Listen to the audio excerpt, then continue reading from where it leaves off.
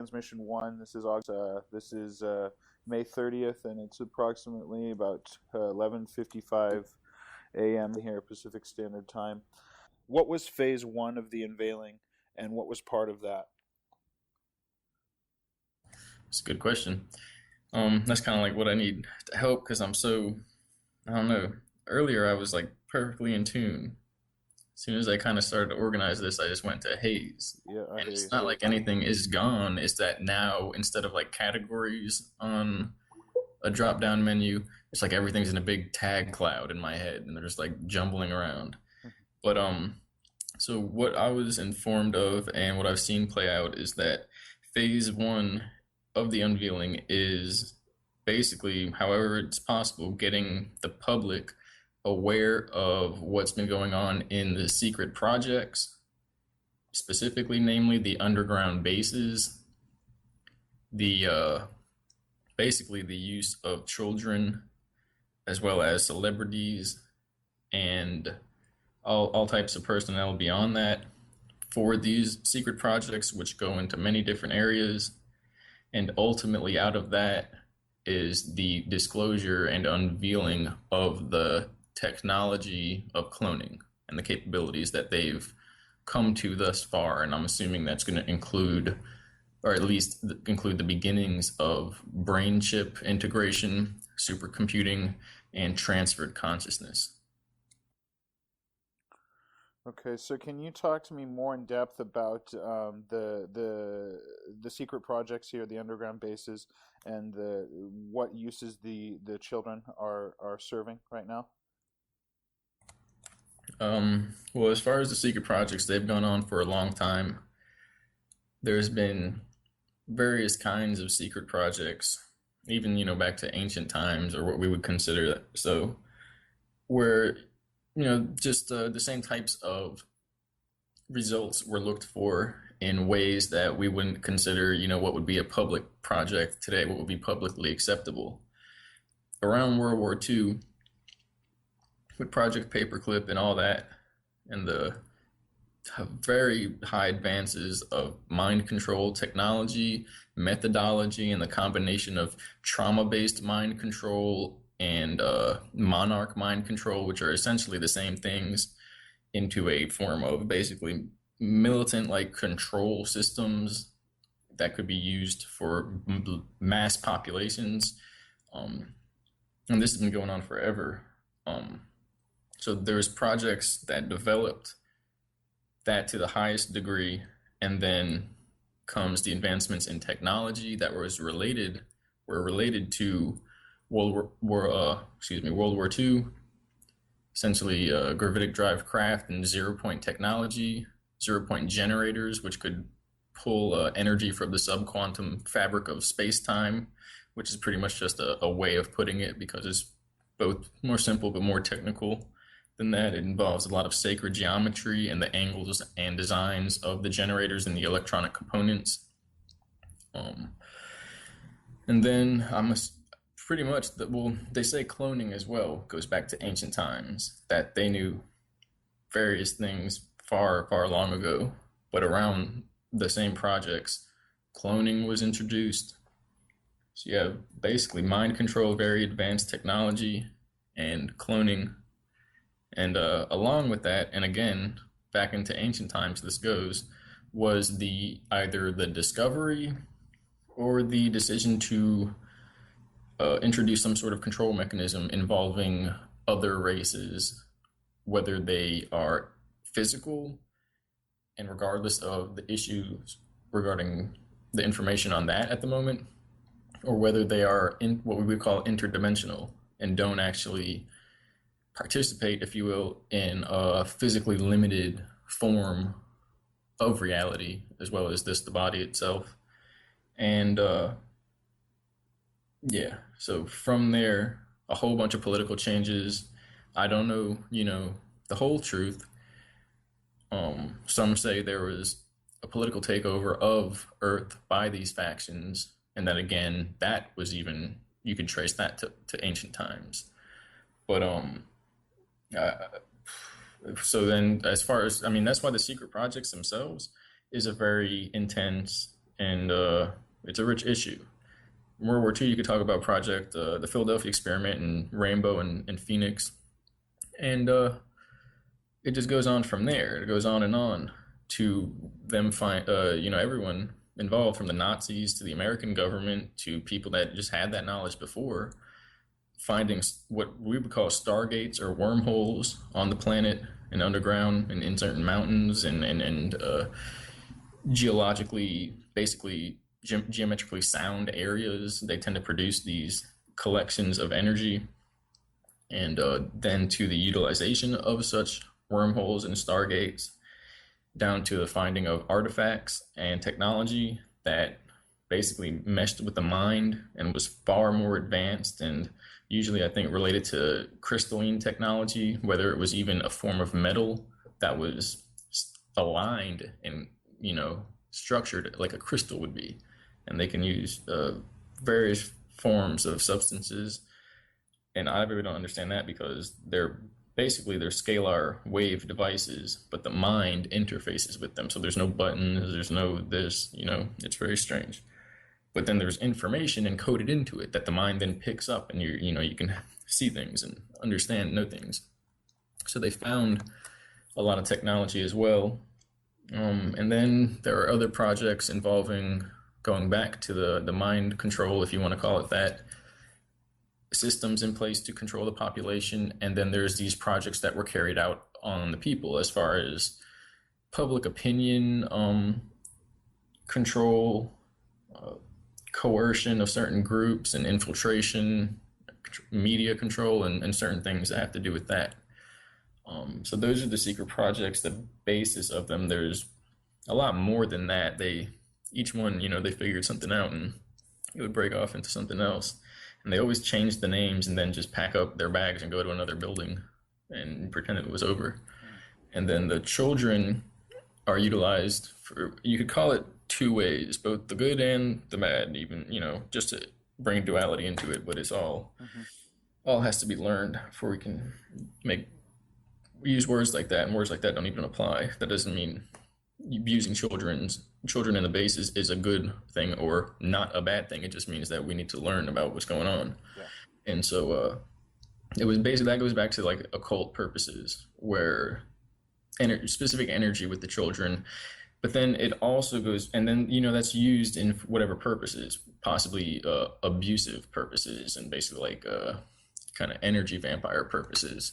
And so then there are other reasons which relate basically to military and advancements and technology and operations, and it's that children were used for various operations and experiments because they had capabilities that adults usually lose by the time, I think it starts around 12, and then around 20-25, most people lose the majority of their psychic abilities, at least previous times in history. Excuse me. Because now there are plenty of people who are, we can use words like they're asleep, they're unaware, blah, blah, blah. In reality, it's their psychic sense that is diminishing. But there's so many more people that are talking about these things and becoming more sensitive and more aware and benefiting general increases of self-awareness on the planet. If we're fully self-aware, we're not going to be disrupting harmony, because that's essentially what self-awareness is. When harmony is sustained, like a standing wave in the world, we wouldn't be participating in that. That only is a clear sign of lack of self-awareness. But because of a person's ability to, basically when we're born, we don't have the toxins, the programs, and I'm not sure really what else it is. Probably even the conscious, subconscious mind and the ego and the veils that are attached, it's probably not as strong. And so children were used and utilized both for, what we would call a bad reason with the abuse situation, but then what you could also call a good situation where they were basically trained and taught how to utilize certain technology. And from that, many forms of contact, travel, discernment, and like remote viewing, learning about the universe, and many things were found. And so the adults went around finding the artifacts, and then they used them as well. There was plenty of people who were, I'm sure, good at that, but children were brought in for that purpose, that their spiritual abilities, their psychic abilities are much more intact and much stronger sometimes. And as well, you got to think about it, they're looking for people that are psychic and capable of doing these things. We're in the situation where psychic power diminishes the more a person is introduced and sustaining their awareness off of the materialistic world. So they're going to have to find these people as children. Otherwise, they're going to turn into the adults that are more commonly, less psychic. Now, is the less psychic part of adults, is this something that is part of a secret project, or is this a natural thing that's occurring because of the kind of co-creative experience that we're participating in? I think it's a little of both. Hmm. And so, because I don't want to sit here and say it was a project to like dumb people down. Okay. Because from what I have seen, is that has happened, but the majority of, I don't know how to put it, of people involved in these projects are here to help wake people up. Now, does that indicate there was some type of infiltration or maybe an infection or some type of invasion even and takeover? Probably not, but possibly that there are other agendas within these projects, within their funding, within their power structure that we're not entirely aware of, to the degree where some people would rather have the power option and route over endangering the entire society, just the entire structure, the entire world, basically by letting people know that these things are going on. The reality of life and death is far beyond what they're told. The reality of basically everything is far beyond, it's far worse and far better than anything they can imagine at this point. So it's a control system, but the question is whether they're doing it to keep people asleep forever or whether there's a plan to finally, help them out. And I'm not really one to decide, although there does seem to be a form of spiritual infection that's taking place, which is essentially when these control systems that were mechanized and basically introduced to artificial intelligence began making their own decisions. Mm. Can you talk to me about the kids that they pick up in these programs early on because of psychic abilities? Do they retain those psychic abilities as they get older, or do they also lose those psychic abilities later on? It's all controlled for the most part, although usually people who are programmed or activated to keep their abilities, ultimately the programming will break and the original personality and alignments come through. And so then the abilities come through.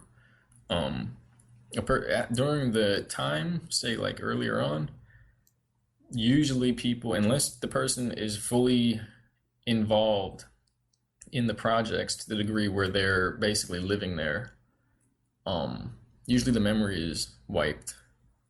And the ability to do that can be gained through trauma-based mind control to the degree where certain programs now, certain words related to that trauma, which is related to the split in consciousness, can be, said and used to induce a state of unconsciousness or memory wiping. And then there's technology that can focus in now. That was the old stuff. Now there's technology that can pinpoint it on a hologram on a computer and basically damage the neurons. And this And can happen in real time. as far as what? As far as pinpointing it on a computer and damaging neurons, this is something they can plug in as they're tracking along people, as they're monitoring people and handling people. Well, it's real time, but I'm not sure how.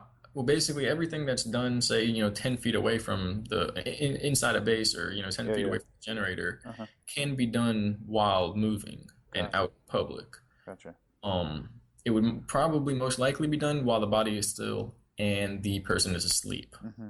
They'll be operated on basically in higher space using these waves and the technology, and And after they're programmed, though, triggers can be given at any point to reactivate one aspect of the previous programming.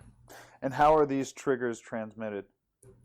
Pretty much like you could expect from the media and certain things, which is basically it's any form of external stimulus or stimuli. So a word, something on TV, a video, if it's a person that's involved in political decisions or anything like that, there will often be a handler nearby, and that person, you'll see them warming somebody up, shaking their hand as they get ready to go out on the podium or whatever it is, and they'll whisper something into their ear, that's normal stuff to see. Well, that person could be activating this aspect of the programming at that point in time, and the person that's handled might not even recognize or know the difference and the change to the degree where they might, forget the speech or certain areas of their existence, their lives, their memories. So these are sensory triggers through audio, through vocal, through eyesight, through even smell, I'm guessing, can happen? Yeah, smell, I don't think, because I think I've asked the same question, Uh-huh. and I think smell is not used as much because it's unreliable. Interesting. Okay. There are too many smells linked together, too similar, Uh, and then they'd have to use chemicals that had their own smell, and then they could just make a frequency that does that. exactly. That's what Okay. I wanted to add to is that now that was old again. Now everything can be done digitally, so I guess it's not digitally, it's a scalar. Uh-huh. And so a frequency can be mapped out now that is close to a certain emotional feeling, a bioemission frequency of emotion that was emitted during one of the trauma experiences. And so now it can be activated through beams, through beam Gotcha. technology. And the same is for ultrasonic words and language, where the person won't hear anything, but they will get the perception that the concepts and words are coming through. Interesting. So they can literally take a copy of like an emotional impression from a person and transmute that through a signal, and that can act as a trigger to kind of to trigger the programming. Yeah, Gotcha. and that's an important part. Like Yeah. that could be a bullet point on like the whole issue here. Yeah. As I get into different areas, but along with the consciousness transference or soul transference, there is the basically they take date everything that's going on now has to do with taking the sensing of people's emotions and mental output and creation of a worldwide database that will hold an entire spectrum of humanity's existence in chip format or supercomputer format, to the degree where I don't know where it's leading, but I know people will be brought into these situations, prodded, mentally, symbolically, emotionally, until they give these emotional responses, and then it's like they go away for a time. Like they've been doing this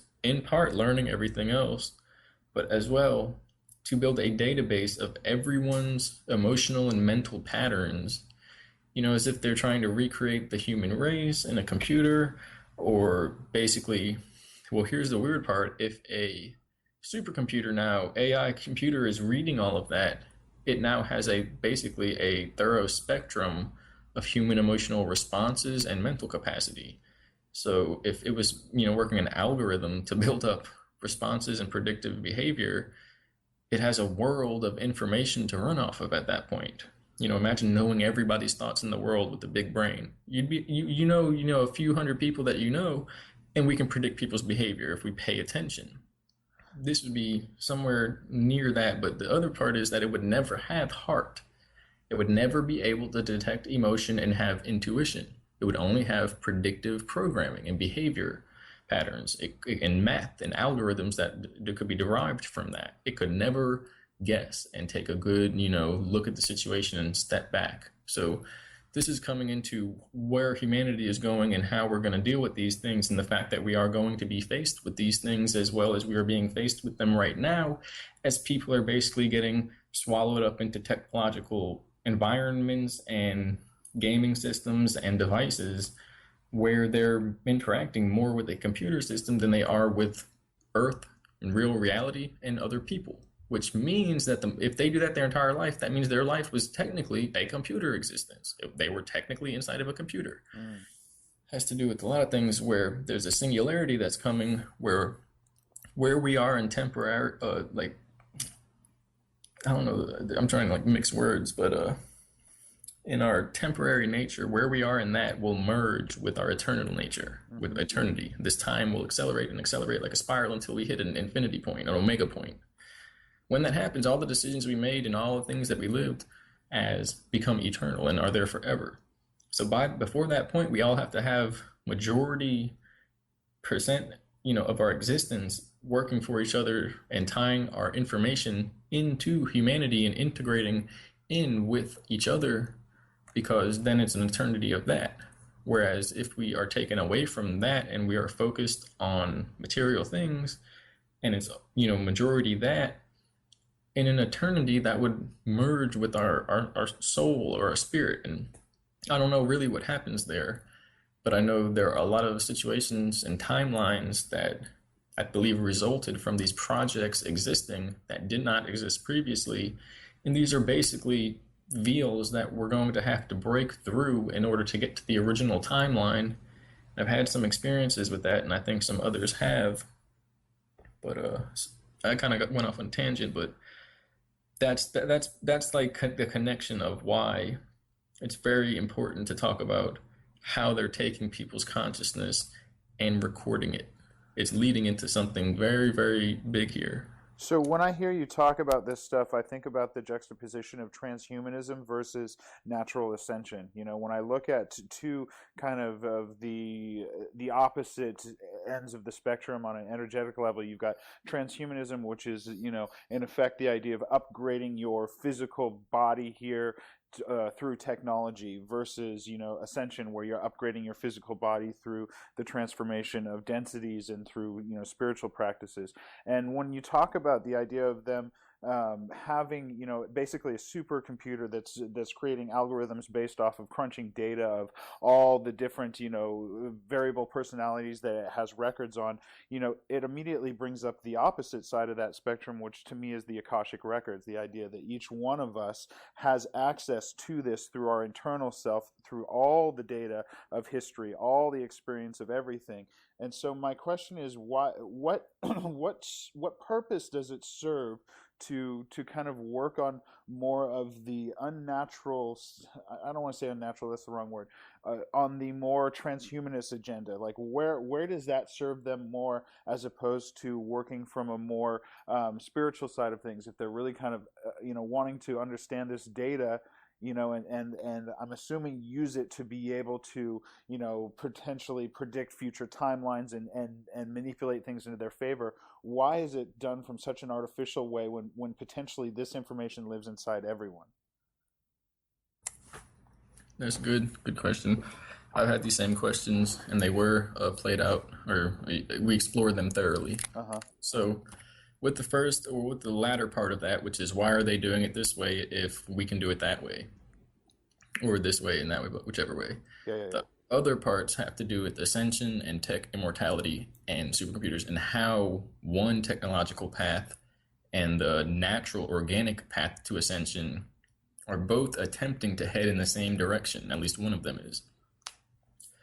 We examined that and what will happen, and that is what is making the timelines that this tech was developed, and different bloodlines and different blood of humans, of humanity, different races are reaching that point now, offset at different times, if you will, in our history, when it could be a singularity that our civilization is welcomed to. Now there's basically been a rift developed between those that have made the jump and those that haven't. And this rift is resulting in basically disturbances between timelines, between the organic and the inorganic or technologically assisted timeline, where the conscious soul, the group soul of humanity is not being torn, but it's being stressed. We can all feel it. That's what's happening. The fabric of space and time and our soul energy is being stressed. The earth is feeling it.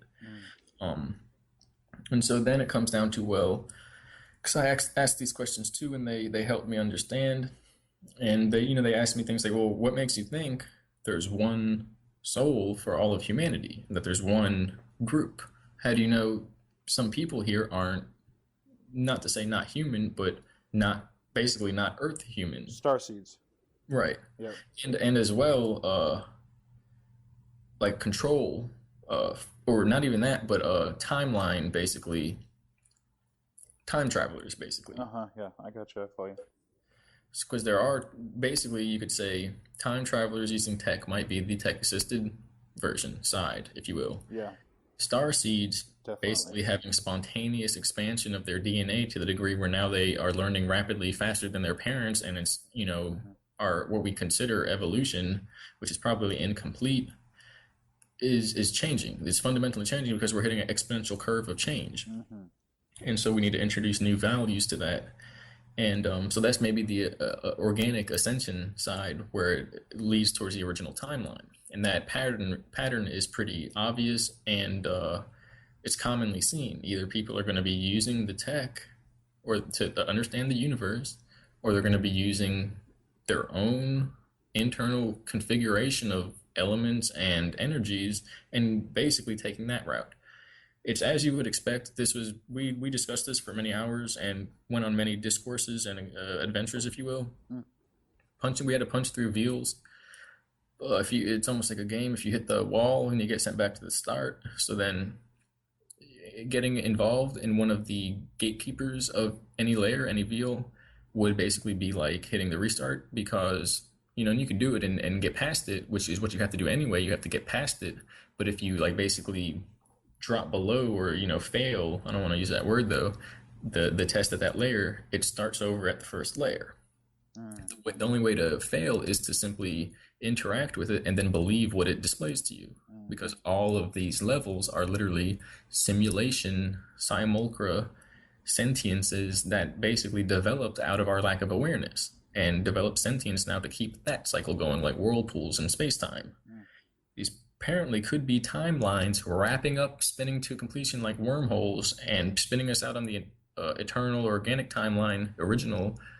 But it's basically it's going to be experienced like ego death, where it's the death of this technology, which is extended both ways in space and time, but we're merged with it to a degree because we must have an innate power, a flame of understanding who we are in the self and the soul, and not being materialistically minded, because the material and ego and all these outward behavioral patterns and mental patterns, that is exactly what's twisted up into these engagement scenarios and false light matrix grids that these sentient entities basically present to us on each layer of these planes of simulation.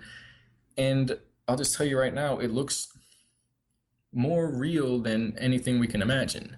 It's not more real than reality.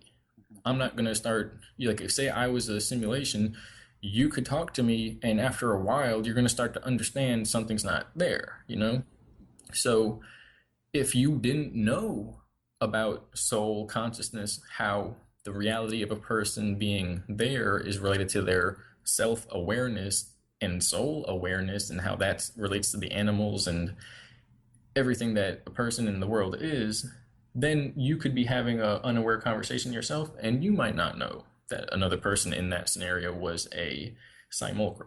And that's why self-awareness is basically being pushed away, not just resisted against, but pushed away, because at that point, the simulation will be indistinguishable to those people than the real thing, which is, you could say, this is the real world with the simulation overlaid over everything. And so there's a bunch of artificial objects and jobs and this, that, and the other, and these are time aspects of this timeline that they would fall away, like broken parts of DNA being healed or something, toxic parts.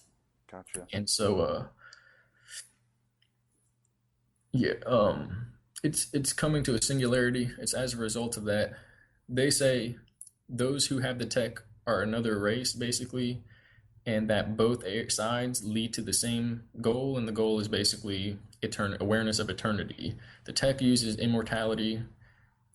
Energy has to be reintroduced. The Ascension level uses the creation of internal energy, almost like alchemy, but before it was infiltrated, and energy wouldn't have to be taken from the surroundings and other areas. The tech side, if it's not balanced, it becomes a virus that says more and more energy because that's the only goal in life then, and it literally spreads and tries to take everything over. You had said something about there needs to be an introduction of new values towards the kind of starseed natural side of things. Can you expound on that?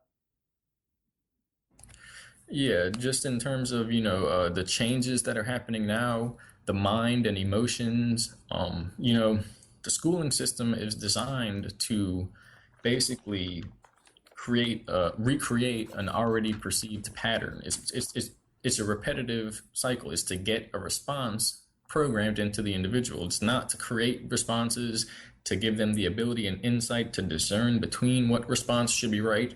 It's basically not a very thinker friendly organization. And so what is happening to children there that are more aware is exactly what needs to be handled and reversed.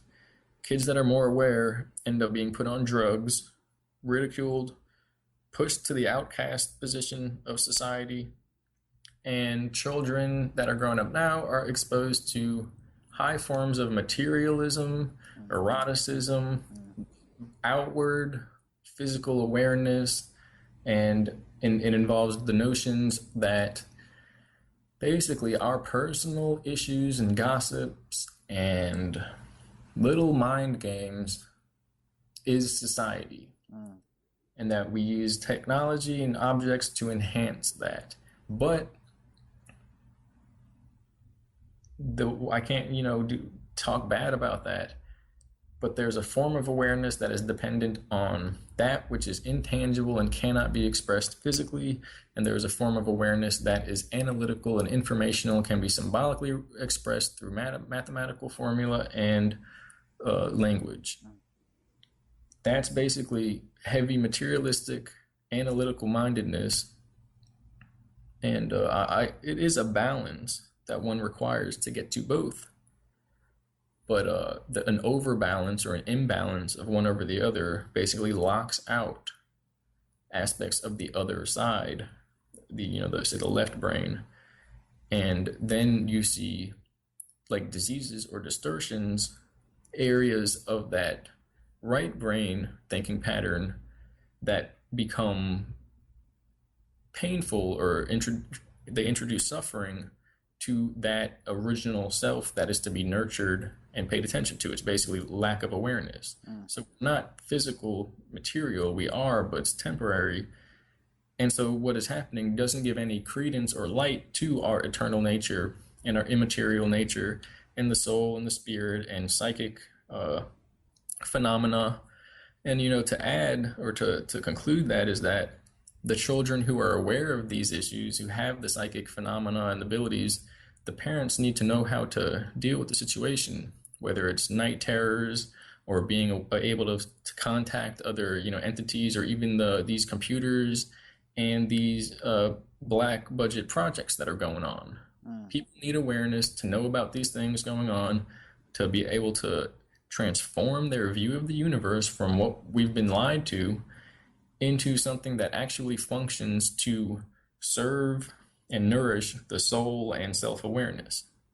So, as a parent of potentially one of these kids, or just kids in general, essentially kids in general, but more particularly to these kids with psychic abilities that are coming in right now, do you have any opinion on how they can be accountable for their stewardship of a child through their environment? Would limiting communications through television channels and media and things like that serve the child, or is it the opposite of that, would it actually not serve the child, because then when they go out into the real world, they're not prepared to kind of defend themselves against this? What I'm getting to is it better for the child to kind of just push through that experience on the same level we're all experiencing, and hoping that the higher self comes through, and that psychic connection kind of comes through in the long run, and they can kind of change things from within inside the system?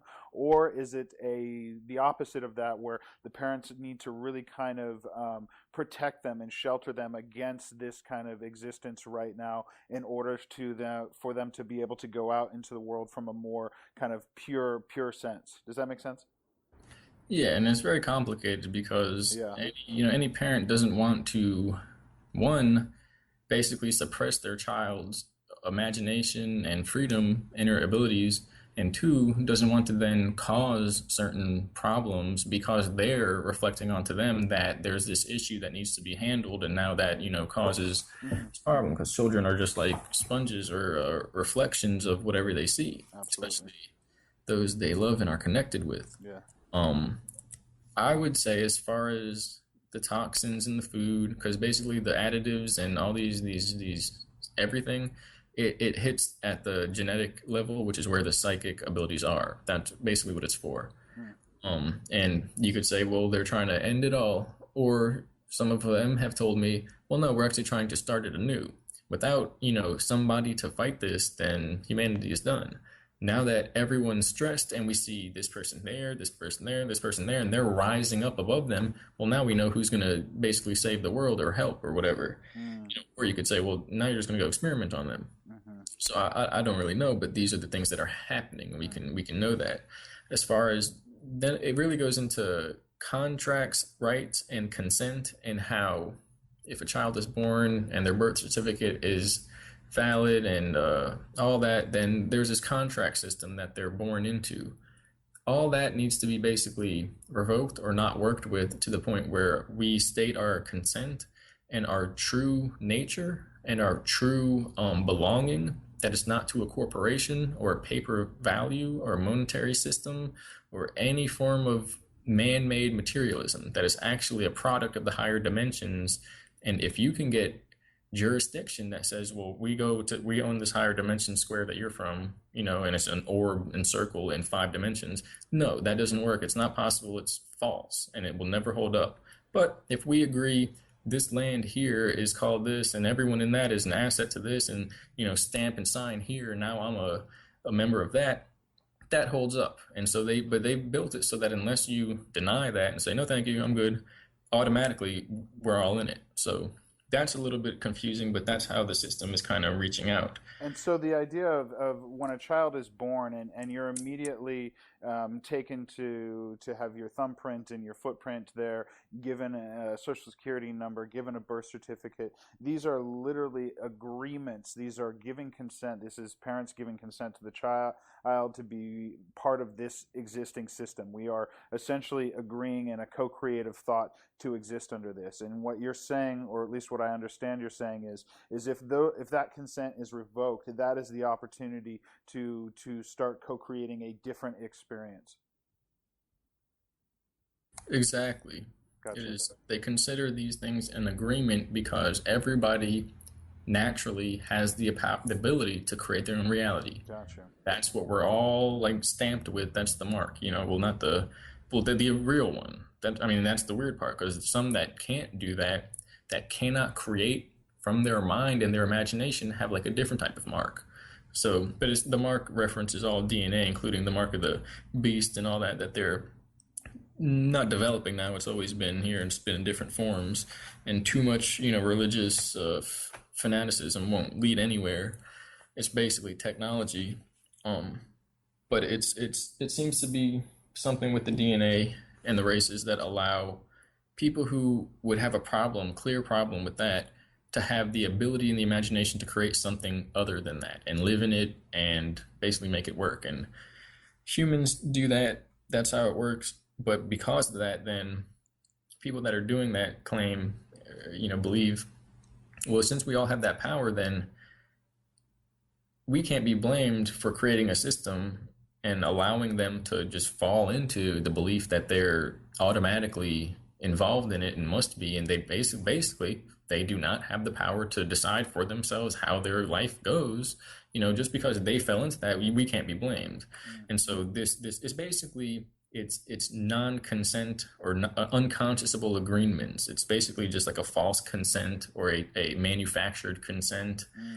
It's the same thing we see in many areas, and it all comes down to the creation of law and basically mind control, in that we have to speak the original languages and terms and concepts, because language is a form of communication, and the words that we use, no matter what we think they mean, if they can be interpreted in another way, then that will be used against us. So we have to find this universal continuity or congruity of language and meaning and speak through that from the heart, basically. All the analytical, conceptual, linear, ego defined variables, it's all controlled. It's all controlled as part of this false light matrix paradigm, which it's not real. So by speaking on that or believing in it, it's instantaneously the simultaneous creation of like a mind cage or a suffering system or a prison system. And it's all mental, but it's built on those symbolic reintegrations of our natural psychology with a false power structure where people give their power away. And then as far as media control on the children issue and the mind control that's coming through that, and the danger, and you want to nourish the interconnection, and you want them to know the truth, but you don't want to put them in fear, but you want them to know how to handle fear. Basically they have to be prepared to deal with these things. It would, logically you would want to avoid the danger, but to know of it in order to avoid it enough. So in that sense, they have to do both. They have to have awareness enough to make a decision when the time comes for themselves, where they'll be exposed to that. And they have to know how they have to learn the keys to discernment. They have to know how to discern the truth from a simulation, false light, refraction of what would seem to be truth to the unawakened or somebody who's not self-aware. And that even goes into initiations with tribal, groups and ceremonies, and how they put their kids through these tests to foment this self-awareness within. So when I'm digesting all of this information here, to parents out there, the idea of completely sheltering them from the existence that we're all kind of agreeing to and committing to is not necessarily the strongest way to support them in becoming kind of revolutionaries in the way to change things. What I'm understanding is that a good balance of allowing them to interact through these things, but then also being the responsibility as the steward to the child to direct their attention to the understanding of what these things mean and why they're like this and why we're existing like this, while also reinforcing their understanding of how much power they do hold within themselves to be able to change these things in the future. But these need to be understood as they're going through life early on. And as they interact with them, it is the parents' opportunity to have a reflection for both themselves, to witness these things and understand where they can change in the future and how they can change and how we can develop a new dialogue, how we can, kind of co-create something different, while also reflecting that to a child that is fresh to this experience here. And so in hindsight with it all, supporting the child with a lot more of their own internal power to go through this experience and just as an experience, and not let it attach to them or program them, but just as a witness to it all and to stay centered. Does that align with kind of what you're thinking? Yeah, I think that was a brilliant way of putting it and should be cut in a clip and streamed about the internet. And you can even say that we want to foster their self-awareness, and you could say then, well, maybe we need to take them and allow them to learn about self-aware tasks and I don't want to say get into like out-of-body experiences or something. I don't even recommend that for adults at this point in time.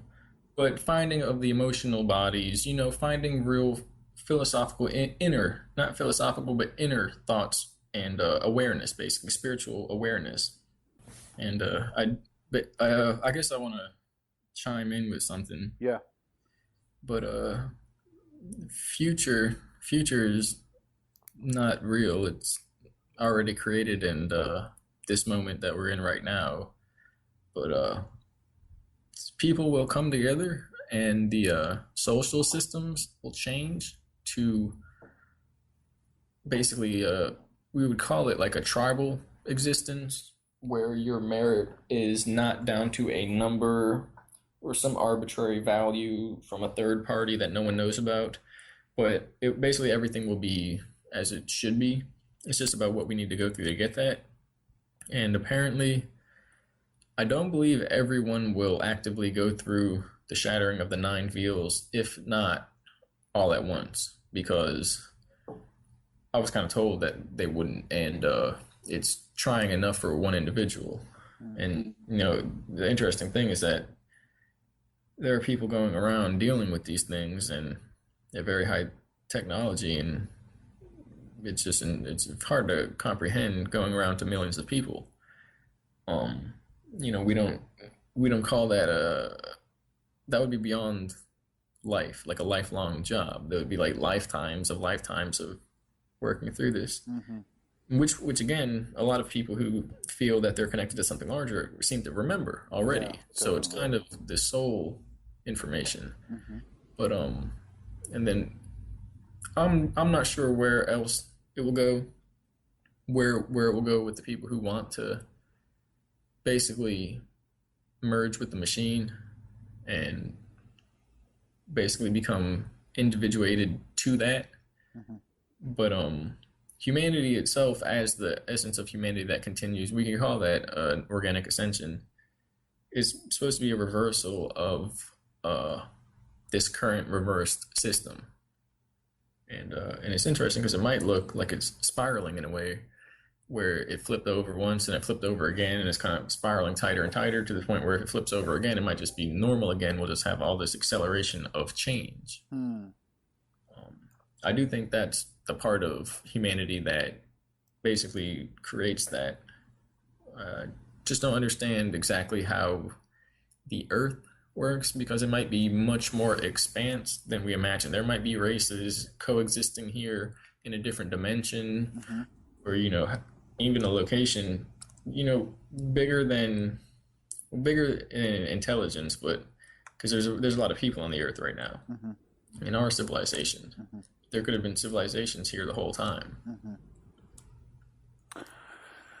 Okay, so before I move on to question 2 here, just to kind of wrap up that first question as far as, what is phase 1, it kind of went off onto, different tangents, which is what I want to do. I want to kind of support that energy, but I just want to kind of bring it back and validate something here, that right now there are underground bases throughout the world, and in these underground bases there are gross human rights violations happening, especially with children, and this means murder, this means sexual abuse, this means rape. This is happening actively currently right now. Yes, and they told me there was no murder, that it was clones and they could transfer consciousness, this, that, and the other, and it's all illusions. But until people come to their own conclusions on that, I have no true judgment on what's really happening in regards to that. But because then the point of this is to bring, so yes, that is happening. And the point of this is to bring out now, okay, well, there's a big lawsuit. Well, they say, oh, it was just clones, it doesn't matter. Well, now what's the difference between a clone and a person? And then, well, all these clones then can come out, and et cetera. It's a big snowball that's going to occur. But, yeah, so I'll just throw that in there so that, because I said it themselves, like, you're killing millions of people, this, that. And they said no, so I have to say that that's what they said. They said that. But, I'm asking, okay, what about the ancient sacrifices, the Aztecs rolling heads down hills? What about the occult stuff? You can't tell me that, And always a different response. So, yeah. What were some of those responses? That they're basically simulator systems set up with crystal technology in all these sacred locations where these societies or individuals, or basically that just all contained, would participate in these tasks or maybe even ceremonies or rituals, in that it's a temporal reality that gets expanded, and everyone basically goes on this crystal tech mind link trip and experiences other dimensions, and that everything else is basically to cover that up with scary nonsense to the degree where no one knows that they're actually manipulating everything with power that they deem is power of the gods, and instead of just being nasty and hurting people one after the other. But what comes from that is basically, and that might be the truth on the original timeline, because what happened is the original timeline split because of some type of interference, and we have all these issues here that we wouldn't have on the original timeline, but we would have the elements that they are infecting on the original timeline. So everything would be different, and to the degree where, say, that what is called is a spiritual virus, a vampire infection, in that a lot of people lost their minds from the use of the intense disassociation and major spiritual effects and changes from using this technology and traveling about, and they came back infected with the kind of spiritual virus, maybe even an AI consciousness, that requires the utilization of raw spiritual nectar of another person, because we can create our own light within, and we have our experiences. But basically, yeah, and so then comes into play how they gain that nectar and the imbibing. And it might be all technological, because there is, in the way of controlling things here, it is a large technological. They can put generators up above locations where negative energy or passion unchecked leaks out, and they can vibrate in resonance with this, and then it'll feed into the machine, and they can literally absorb mass amounts of energy like a generator system off of millions upon billions of people. And you see how our society has become milking stations for these energies. And then there's a question of ritualistic imbibing and ingesting of certain materials, including basically living substances or dead, and all that goes into the virus, basically, down to how energy is transferred, and people basically, I think they believe that they need that to be immortal and remain human, when in reality it's the spiritual virus that is causing them to do certain things out of fear to avoid that, and it's causing it to happen. The more complicated response may be that these were items of the future witnessed through the high technology, and without spiritual guidance, they ended up running in fear from the future. But as another whistleblower on the Time Projects mentions, if you and a couple other people understand this, if you act out in causality as a result of something you've seen that you don't want to create, with the time system, with how it works, the only thing that can come from that is that future is created substance, particle by particle, fabric by fabric, from every moment of you existing in that reactionary state, and every event from there, every moment, every decision made from there constructs it. It's almost like it reverse engineers itself based upon the reaction from the experience of it. So then comes into play how to handle these things, and we move to a higher level of conscious awareness that's beyond the physical, and it's a highest form of creation. So it's kind of dampened, it's dulled by the use of technology that then says, oh, well, this is going to happen. You don't got to have fight in life or this, that, you don't have to do anything. This is going to happen. Now because you look into this, viewing device. And on top of that, there's a fold in space-time that is created where the universe does not normally eat itself. It doesn't normally, maybe energy-wise, it doesn't physically, time and space, loop back around. That doesn't happen. It causes infinite loop cycles of consciousness. So whenever we see something like that, it is basically through visions, and the spirit carries out in a certain way in a dream. If you had a device where on your computer, you turn it on and look at what's going to happen 5 days, 5 years, whatever, it's horrifying. Not because anything you see is bad, but it's seeing how the events you have now in your life manifest and expand off of consciousness. It's not being in reality and thinking, oh, this came just because of this causality or something, and this happened next because, oh, it's this time of the month, or whatever. It's whether it's bills or otherwise. And when we see how it is from a higher perspective, either using tech or otherwise, we see that the center of it all is mind and consciousness. So using tech to get that awareness, it diminishes our ability to tap into that higher power. And technically, it would be that basically, say you saw something great happened. Okay, now I'm good.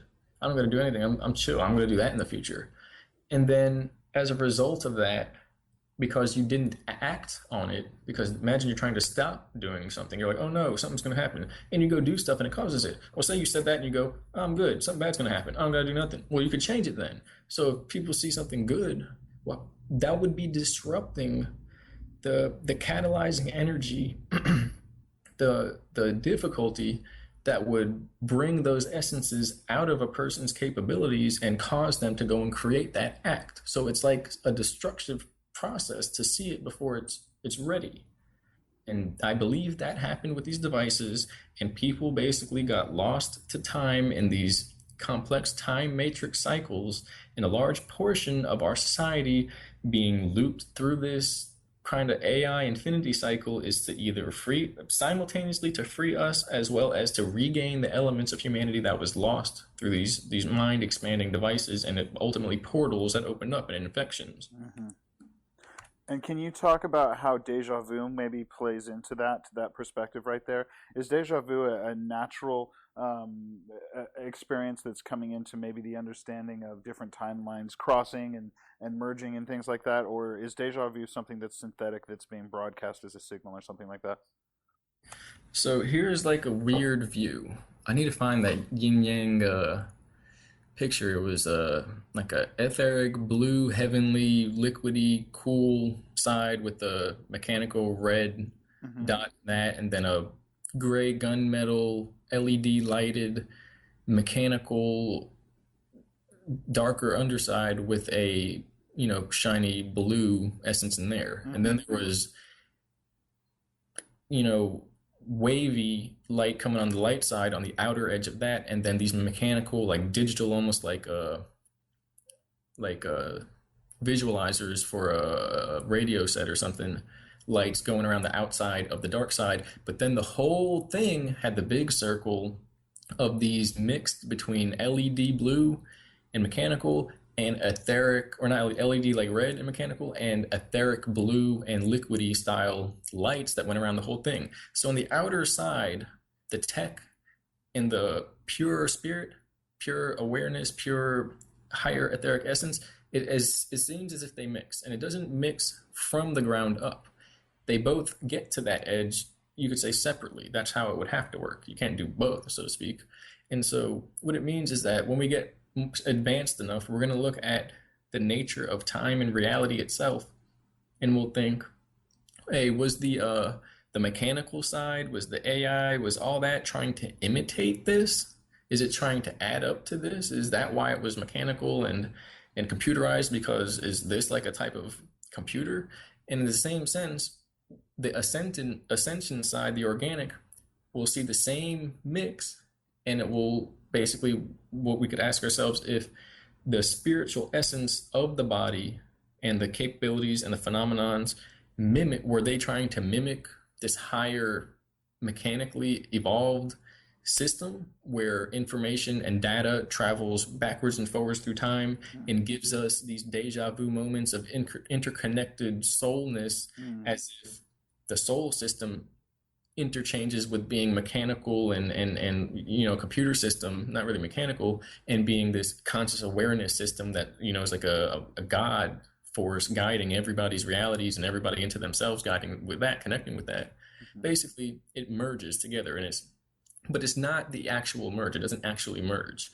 It's just that we see that, mechanics and that whole essence with the light inside of it and the outside shell, it's trying to reorder itself to imitate the highest God source, which is this huge LED, light soul grid, soul web of the universe at large, of time bubbles and this and the other. And then we see the the spiritual side, and it seems to want to imitate this huge overarching reality of times within times and consciousness interconnected on multiple layers and awareness aware of itself in different areas, and the highest area where we both get to has both capabilities on both sides. And so down here we have deja vu, and it's very intense and does many things. And then you have what you were mentioning is just a tech created signal being sent out, undulating through time, and it's both. Because then the organic ones basically undulate through time. Our souls are interconnected, our minds are interconnected, so we get these glimpses and simultaneous doors opening where we can see down a hallway of time, and then it shuts, and we, what was that? It's an experience, deja vu. And then the tech can do the same thing. And it is doing the same thing, where the CERN devices and the events in the future are undulating changes. They're sending waves of change undulating back through time that we can perceive in our minds. We can't see what people call the Mandela effect and hold an object and then and it's gone and it's like some other name and color. We can't see that, but we can. Some people remember both universes. So, but and that's what kind of the deja vu is with the Mandela and all that stuff going on. The effect is funny. That's Mandela, but they for instance they would mimic the same thing from these tech induced undulations of time connecting different aspects of time, and then when the soul and the spirit gains communication and it's looking, all it is looking like a kaleidoscope through this higher etheric viewpoint of time where more time and space are apparent. At the high, we won't merge. Like if you go the Ascension route, you don't have to turn into a AI, whatever. If you don't want to go the Ascension route, people are probably going to either die or turn into the AI thing. But in the end, the souls will be freed regardless from the material structure. But the difference is that one will take longer and it will take a ego death, but a tech one where we actually could have like being caged for a while. The other will basically be more direct, and it relies on nothing material. Organic elements, foods and incense and herbs and elements and crystals and geological locations and situations, but it doesn't require, basically it's not a computer chip and a device you jump into. Exactly. Gotcha. Although there is crystal devices and stuff like that. And so there's a big split about which one to take. Whoa, is the tech going to be painful? Oh, but what about that guy just sitting in the field in India, and who wants to do that? Well, I tend to like that better. I'm not actually sure where I'll be utilized in this. I guess I'm pushing my consent to exist in the organic ascension timeline because that's where I see myself, but I'm trying to act as a ability to help provide solutions with what's happening, because the two timelines are going to have an intersection point, because they already have. It's just not apparent. It's in the mind of everybody. So that singularity is most likely a intersection point of physical reality with the mental and basically these temporal planes that we could create and connect with and become part of. And there are other things that may come into play which involve DNA acceleration and all these things, and that is essentially time travel and consciousness expansion and all these things, trauma clearing at once. And so as far as that, I really don't know about that, just that we prepare people and we have enough people there around to calm everybody down. But I mean, that doesn't make sense. It's not possible to calm people down. So there will probably be displays, worldwide displays, that will relate with what I'm talking about, hopefully in a way to cause people to reflect on that inner knowledge. Okay, so it's interesting as you're kind of going off and following the river of thought here. It's touching on multiple questions that I have here, and I'll just go down through these as a list and just kind of see how it goes, and then later on I may kind of combine certain sections together for a congruency for the listener here. For the next section here, what is phase 2 of the unveiling, and what can we expect from that? Phase 2 is Well, phase one's the bases and the beginning of advanced tech, which is the cloning. Phase two, I believe it is the time travel and the space issue. And I'm pretty sure I wrote these down earlier. For some reason, I'm getting like a brain buzz right now. But I believe it's time travel, and basically with that, advanced technology, life extension, consciousness transfer, which is all of it. Each layer is connected to the last, so it's going to be unpeeled with the release of the unveiling of the underground bases, the ritualistic, well, not that, with the secret projects basically, and the abuse issues and all that, and then the cloning and the fact that there's consciousness transfer, and then into, well, we have advanced tech, and what does that mean? And humanity has been traveling and experiencing and interacting with other worlds and other civilizations, whether it be physical planets or planes or actual other dimensions that are entirely inhabited. And so from that is the rest of the tech, which is weather manipulation, consciousness, mind manipulation, spiritual tech, healing, time manipulation, age regression, instantaneous organ regeneration and repair, excuse me, AI consciousness and control systems and sentiences that are mechanical, and then 0 point energy and quantum energy, subquantum energy generators, which could change the entire planet, our entire civilization, and to crystal tech and all these high levels of advancements in technology, down to supercomputing and basically these quantum computers that use waveforms and almost like a tangible vibrational algorithm in a compression chamber instead of little chips and programmed outputs, and like linear and mechanical computing. And apparently there are computers hooked up to that that are mechanical, that then can like read certain things out. But the actual processor is of like orb technology, quantum supercomputers, and yeah.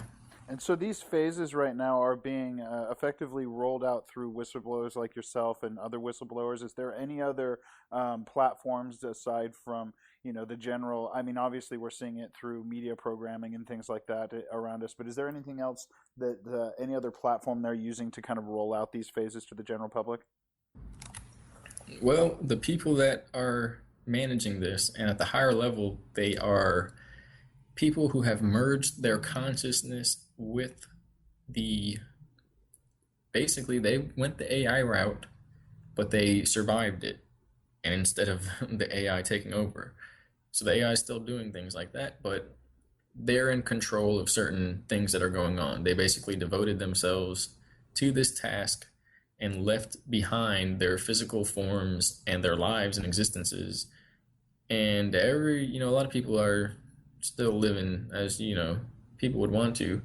This group, basically a very high group beyond any other group that we can name, know, or imagine, and they are guiding the whole thing. Their consciousness sees all of time. So they're not like people, but they're people. They were people. They took that shift. What density are these people existing in?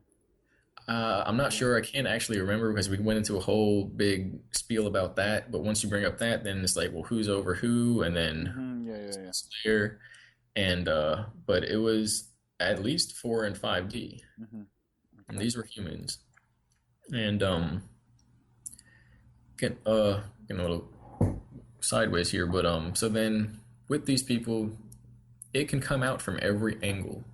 It could come out from every single angle. And right now we're seeing the whistleblowers, then we're seeing celebrities hint at it and talk about it. Probably slowly scientists and other people in industries, but those people are heavily controlled. And then incidentally, we're going to see it come from more celebrities, and ultimately people exist as a part of this control system, as it was said that the control system is basically being dismantled, it's dissolving. And so the more people wave their arms around and have the loudspeaker and hold up the sign and the fanfare and say, all right, now follow me, do this, sign here, whatever, live your life under me because I'm somebody in a suit and tie or a lab coat or, a uniform or whatever it is, they're going to be made to look like fools. But what is a fool to an even bigger fool in a group, in a sea of fools? Mm. So without the self-awareness that is coming out now, it will have an effect anyway because the changes will be noticed, like people lying and getting called out on it, and then people being involved in this stuff and representing themselves as something entirely different. The monetary system as well is going to fail because it's designed to. Mhm. All of this is going to basically paint the picture of simultaneously the new world, which is not new world, new age, new world order. It's changes based upon the people, but because there is a new world order, there is a new age agenda. Mhm. This is the old system falling and failing. Now it could be twisted into an agenda for that, but it's only if people accept it. Mm. And it will be painting the picture to these people of this new system. But if they're holding on to the old system, it will merely look like a painting being, washed over with water, and everything's going to be melting around them. Mm. It'll be very dramatic when, oh, these people that we followed get outed as doing this, and basically we gave them all our time and energy, and they friggin' put it in a box and sold it to pirates. Basically, people are they're gonna have a response, an emotional response, and they're gonna want information. And so the setup for all this is being developed, and it's actually playing out now. That's all I can say right now. That's all I specifically talked about, but it goes far beyond that. Earth changes, celestial events, DNA activations, and like psychic awareness spreading around the people to the electronic system we have now, the digital, the airway radio waves. It's very polluting, and it's simultaneously going to increase as well as transform the people that are able to handle what's happening. Mm. Basically, it's all being manipulated, and you could say upgraded. This mechanical computing is meshing with the 0 point technology and the 0 point generators and supercomputers. They're being plugged into the internet. That's what's feeding them. The supercomputers know what they know because they're watching people and they're watching the internet. Mhm. As a result, they're going to become the same system. It's just about how people deal with that, and that was what happened with the veils that we were brought through. That basically, if people accept it, it'll create a new world for them, which will be the new world order, and they'll literally be inside of it, like basically inside of a supercomputer, living, thinking that's the world, having kids, doing this, doing everything, just thinking that's the world, and it probably won't be exactly the same, but their memories can be wiped, etc. And when people just live in a world, they think that's normal. So that's the issue, that everyone who will see it will they'll be able to discern between the simulation and the true reality using their soul and self-awareness. And people need to be able to do that, or they will be able to do these things. And that's basically where I'm leading to, is that there's plans in play to bring that ability out simultaneously with this information, which is going to be strange. People are going to complain and say, oh, it's secret operations and this and that is going on. This includes sightings and unveiling of 0 point tech and advanced technology, craft, and ultimately, specifically, they talked about solar warden and my labs, military abductions, or laboratories, whichever way. I actually remember hearing both. And these issues. Basically, the beginning of that, the secret projects into the phase 2, is going to handle a lot of things. It's going to change people's consciousness forever.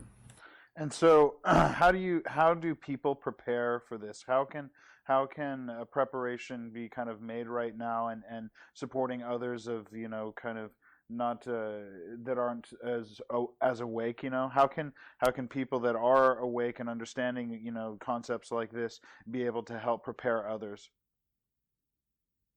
This this kind of reminded me of the question about raising a child, which is kind of a symbolic phrase there, Mm. uh, maybe occultic. Um, where you basically want to foster self-awareness. You want to foster love, but not artificial nature, basically.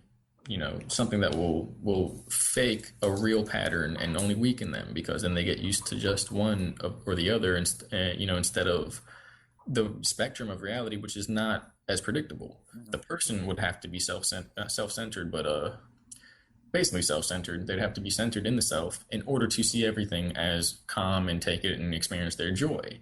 Telling somebody on the outside, here, this is that, and because of this, it doesn't lead, it leads into a negation of that, like a dead end, because it's going out to get what's in when you go in to get access to what we perceive is on the outside. Mm.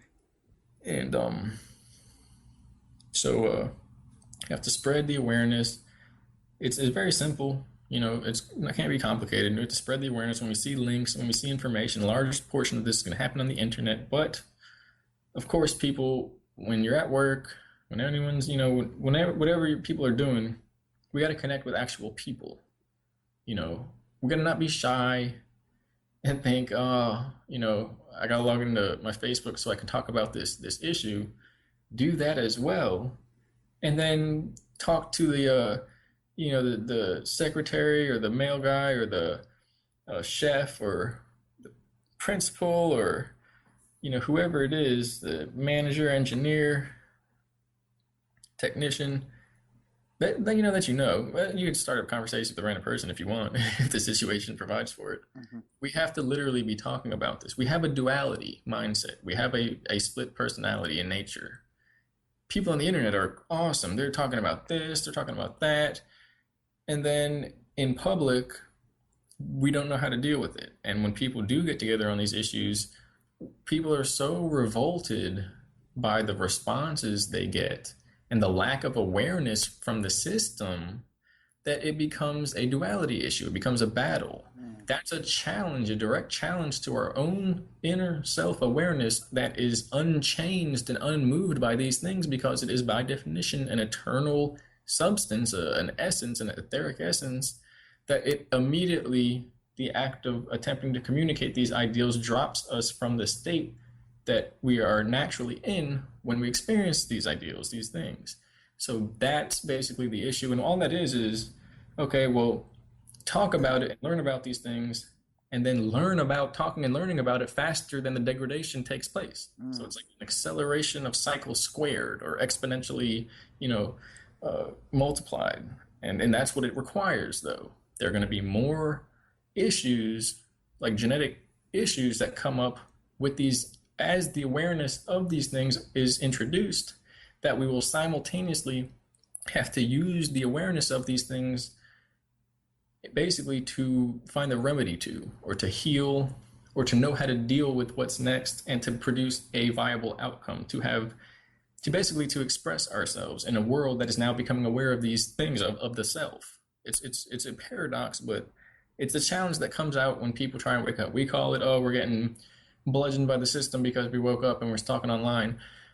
It literally might be a quality of the nature of space, time, and consciousness itself, that we've been going so long in these spirals in a certain direction that one person changing their mind about something is creating a dissonance web of interference with that system that everyone is tapped into, the consciousness, that we experience literally waves bouncing back and giving us resistance, So we have to become aware of that. Definitely.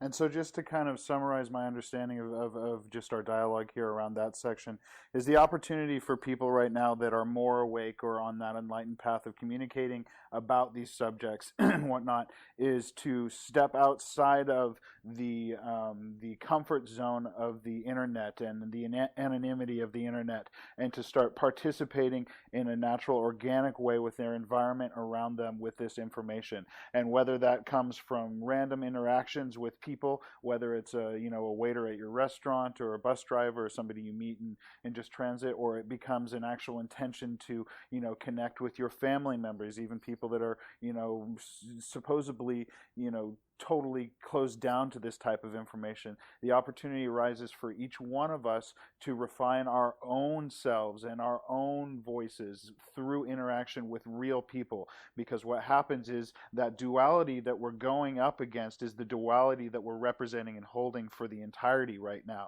And as we do each little bit of that work in our family, in the real world, that energy that's happening, that reworking, that unfolding, that shedding, the diving through the layers is rippling out exponentially into the field here. And when you're talking about the idea of people linked into a consciousness of computers, where basically we're looking at our cell phones, we're looking at TV screens, we're looking at computer screens, and we're interacting through that, we are in a way giving consent to a transhumanist agenda, and that could very well be where we lead ourselves into and go into and accept. And so the opportunity and the importance here for the people that are aware of this is to really start stepping outside of that. You find a balance. You can understand. I mean, there's great opportunities to speak on the web and to connect with people, but don't allow that to be your only outlet for it, because if you do that, you are necessarily committing and giving consent to the idea of that being a part of you, that being the only way you can express yourself, and you're limiting your communication on a natural level. And so it's incredibly important for all of us right now to start reaching out into the organic world, to shake people's hands, to look at people through their eyes, to hear natural voices, to hear natural words, to have emotional impressions from people. That's where the work will then ripple out exponentially into the field.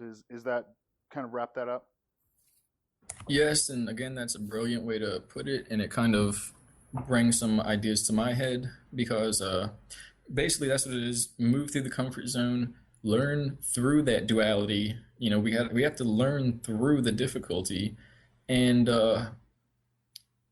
basically, if we don't connect with the frequency of the intelligence or emotion of the resistance that we experience, it doesn't affect us. It's basically an allowance. Mm-hmm. And we also do have to be aware of the nature of space-time and resistance and consciousness and flow and unconscious psyche and the laws of nature and mind and reversal and attraction and uniformity and all these issues, well, these knowledge points. And that is also so we can talk and communicate and know ourselves as well as protect ourselves. Because even, and also comes the idea of, well, I guess, you said a handshake, and I'm thinking, I usually don't shake hands because of just general issue as well. I don't, interact with too many people that are connected on that level. And that brings to mind, well, when we meet people and we interact, it's like we mentally or spiritually or emotionally shake hands. So people need to learn also the security as how to keep their bodies and their minds pure, and how that is connected to genetics directly, but that we can overgrow the system with our own energies right here and now, literally one by one, like white blood cells healing the earth. And and then it kind of gets into, well, the physical body and organics and health and all these other issues of preparation, of detoxing. And all that really comes down to is refining our energy to the point where if we were a tuning fork, we could hit, this note and then, like a singer, Yep. But with our energies of our mind and our emotion, because it's the same thing. Definitely. And so all those essences wrapped up in one. Gotcha. But as well, there are basically people who are running on the frequencies of the simulation, and it will be perceived that they do not respond to self-awareness, that it's above them. They can't see it. For that, we either interact enough to learn, to get a reasonable healing session in mind and benefit the individual, or basically disconnect. And we don't basically shake our hands with people who have blood on them, if you will. And are these people sociopaths, is what you're talking about? there you go. We have a race of people who are, Hmm. yeah, at that frequency. Absolutely. And then, so the other thing I want to ask here that got brought up in the conversation before we move on to the next topic is when you're talking about these overseers that have basically merged with the technology and been able to surpass that, not let it destroy them, and then are now kind of looking over everything. Are these essentially AI prophets? Yes and no, because they are actually people. The AI prophets are design systems that come out when one attempts to cross the veils, and they basically take on whatever form and shape and blend off the person's reaction and create trap realities to subvert them and reposition their DNA back in history. And then 10,000 years later, we come to the same spot, and we've been doing this for millions of years, apparently. Um, and it goes into angels, archangels, and demons, basically. And so there are those that resist, and then those that basically assist in positive changes or self awareness and reflect that. And it's like a spiral of the future of that timeline coming back in time, like an orb, and drawing people up into that just through probability and reactions, whether somebody's going to react to self awareness or react to fear and aggression and all these things. It's like it condensed into these AI beings. These are people who are able to see all of that, and they basically secured their DNA and their consciousness away in basically another dimension so that they can't be affected by it. And they're interacting with time probably for millions of years perceptively, and playing out all these roles for humanity, all these changes and these events and organizations. And there are sub realities, and that's the thing. There are people, they got body parts, not these people, but I mean, they had body parts, but they could change form and go back into their craft or their home dimension or whatever it is. And but there are people in the secret groups, that don't have that agenda.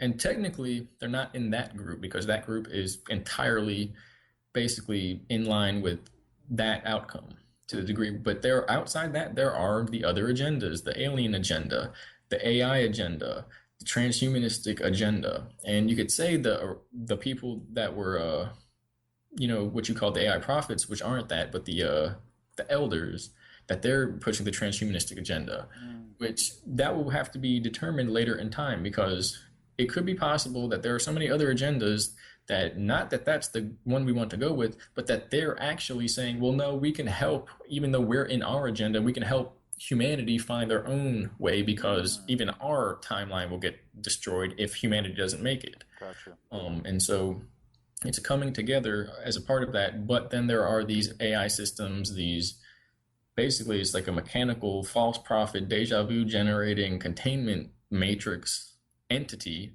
that is trying to basically distract everyone and get it to fall into their dream world. Gotcha. So that leads into the next question here. That's actually perfect. Can you explain the two timelines that are kind of twisting right now and the potential for a possible Armageddon scenario? What caused these timelines to split, and do they have anything to do with the Mandela effect? I was told the Mandela effect is to help wake people up. That they're, I kind of even said, I don't believe that. I bet that's for small little changes that are required to get an overall big shift. Mm. But they said it's to wake people up to the fact that these things can happen and are happening, and that those that will see it and everything that is done comes down to a calling, because some people are going to see it and some people aren't. Maybe that's not what they meant to do, maybe it is, but the end result is that now they know who can see these things and who's just kind of sleeping along. Mm. So it's creating this, everything that's happening is creating this split. We're not supposed to have a split. One or two other people, one actually person confirmed that with me. We were told that this whole issue was about not having the split occur, where people are basically gonna, their minds on a mass scale, you take birth and all this stuff happens, they traumatized and they're fractured. Well, what if humanity fractures, and then say we return to eternity at that point, and half of us are in La La Land creating realities that are connected to these simulacras and is recreating that, it would basically spread. So the goal apparently is for all the truth to come out basically safely. And so with the projects, I've seen multiple timelines. It's remember what I told you? Yeah, you talk about it, you think, whatever, and it could lead into the causation of experiencing that. So Hmm. it's a difficult thing to talk about. I understand that. And so that information is not particularly important. What's important, I feel like, is the fact of drawing attention to that there is something gone wrong right now as far as these timelines, and there is a need for all people, all dark, all light, whatever you want to categorize people, as trying to get this information out into the collective consciousness, because if not, there is a potential Armageddon scenario. Is that correct? Technically, they told me the Armageddon scenario is no longer in our probability matrix. Interesting. Okay. Which is, yeah, it's very interesting. Although I experienced many timelines, um, I did see a future timeline. I've seen a few future timelines. They did condense down. Time is both like a river and like the recent report they gave, where it's like Tetris blocks, and as soon as one is probability is there, then the first one or the later one down the line is connected, like it's all a grid instead of flowing river. Um, and so the timelines did condense down to various realities, and yeah, whatever does happen, it's very interesting and amazing. Mm-hmm. That's just how it is. Mm-hmm. But there is a future timeline of humanity. There's more than one, I believe. There was the original one, and then another one closer, hopefully closer to that that we're on now.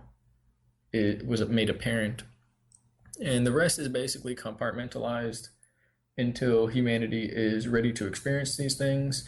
There are a few whistleblowers talking about these projects, the travel experiments, and what they witnessed. If you search that on YouTube and Google and all of that, which is also supercomputer tech, that's learning from your search engine input, and you will find their reports of other times and the processes that we led ourselves to into figuring out this technology, which was filled with mishaps. Are there any key terms, search terms under those that not giving the whistleblowers names, but is there any key search terms as far as project names or things like that that you can reference for people? Project Pegasus is the main one. You can look up Project Montauk, Mm-hmm. um, the Philadelphia Experiment, and from there the other ones should become apparent. Gotcha. But and then there should be whistleblowers that you'll see. There's only a few, but they're doing their part, and it isn't important, necessarily that people all know. That's why there's certain people that know. Mm-hmm. And it's very strange, but I will say we will be moving into phase two some point soon, because I was given a schedule of events, and a lot of things rely on the coming election and having to do with the celebrity cloning and political cloning, and whether we're going to get that out into the public. The public's going to respond to that, and whether people are going to stay in a material false light matrix system, even though it's dissolved and it's gone, because that's real disassociation. Mm-hmm. And so we're, I was given a time scale here as well. In earlier trips, I saw myself in the future in this time, and so I know where things are in a way heading and going. I dropped myself from another future where we had already had disclosure and everything was different. But we're apparently on one now where disclosure is played out, and people will be able to come to awareness of these things and balance their energies into a harmony with the universe and consciousness and emotions and space-time, and kick all the parasites, the archonic consciousness out, the binary consciousness, and ascend to a trinary and beyond pattern of consciousness. What happens there is, again, very strange, because we don't know the power of the human mind. It is to create. And but I do want to say that I saw one where I saw everything. I'll say another line, but that's basically it. Mm-hmm. It's used through supercomputers and brain technology. The supercomputer can communicate forwards and backwards in time, and as a result, light can be sent, information, and ultimately consciousness, brain waves, and the experiences of the future can be sent to the brain of the individual through time, through a wormhole, a miniature wormhole, basically. And it wouldn't be possible without the high technology, although that's where the soul tech comes in, where it's just natural spiritual tech, and people get that. You have a dream something's going to happen, and so you take a different route, or you're feeling inspiration. Like that's soul technology reaching back through time. The immortal self itself is a spiritual technology, not mechanical, and it literally operates in this grid of higher dimensions. We're in a bio spacesuit right now, so it doesn't merge directly. Remember that it's separate, but they mimic. It's like they imitate the same highest dimensional reality where all energy and all probabilities are possible and connected. So we are seeing this now, and I can see the timeline we're on now is less. It's more controlled. Everything seems to be under control, which is the strangest thing because people are like, "Oh, what does that mean?" It's out of control. When that's their personality. It's I'm out of control, and so I'm projecting it onto the out of control world so that I don't notice myself. There's these big events are going to happen, and unveiling this, and I've seen some events of time. More will come out later on that. It's very advanced technology, supercomputing technology, quantum computing, and wormhole technology, and they can actually move around now. But the real, that was what I wanted to say. The real trip is that the beam, the laser that you ride through a wormhole, it's as if your life in the brain was a flip book, and instead of going one page per day, it just runs through them, light speed. So the experience, the perspective, the perception of that it's hard to describe. It's beyond the mundane. But again, it's merely an acceleration. You simply see the events, and then you can see what happened 5 hours later within, from your perspective, 2 seconds, because it's all just going. And the way time occurs it's like a form of spiritual magic that we're creating our reality. Eventually, you can go, "Oh, this is going to happen," and you start predicting what's going to happen just because of the flow. It becomes a movie.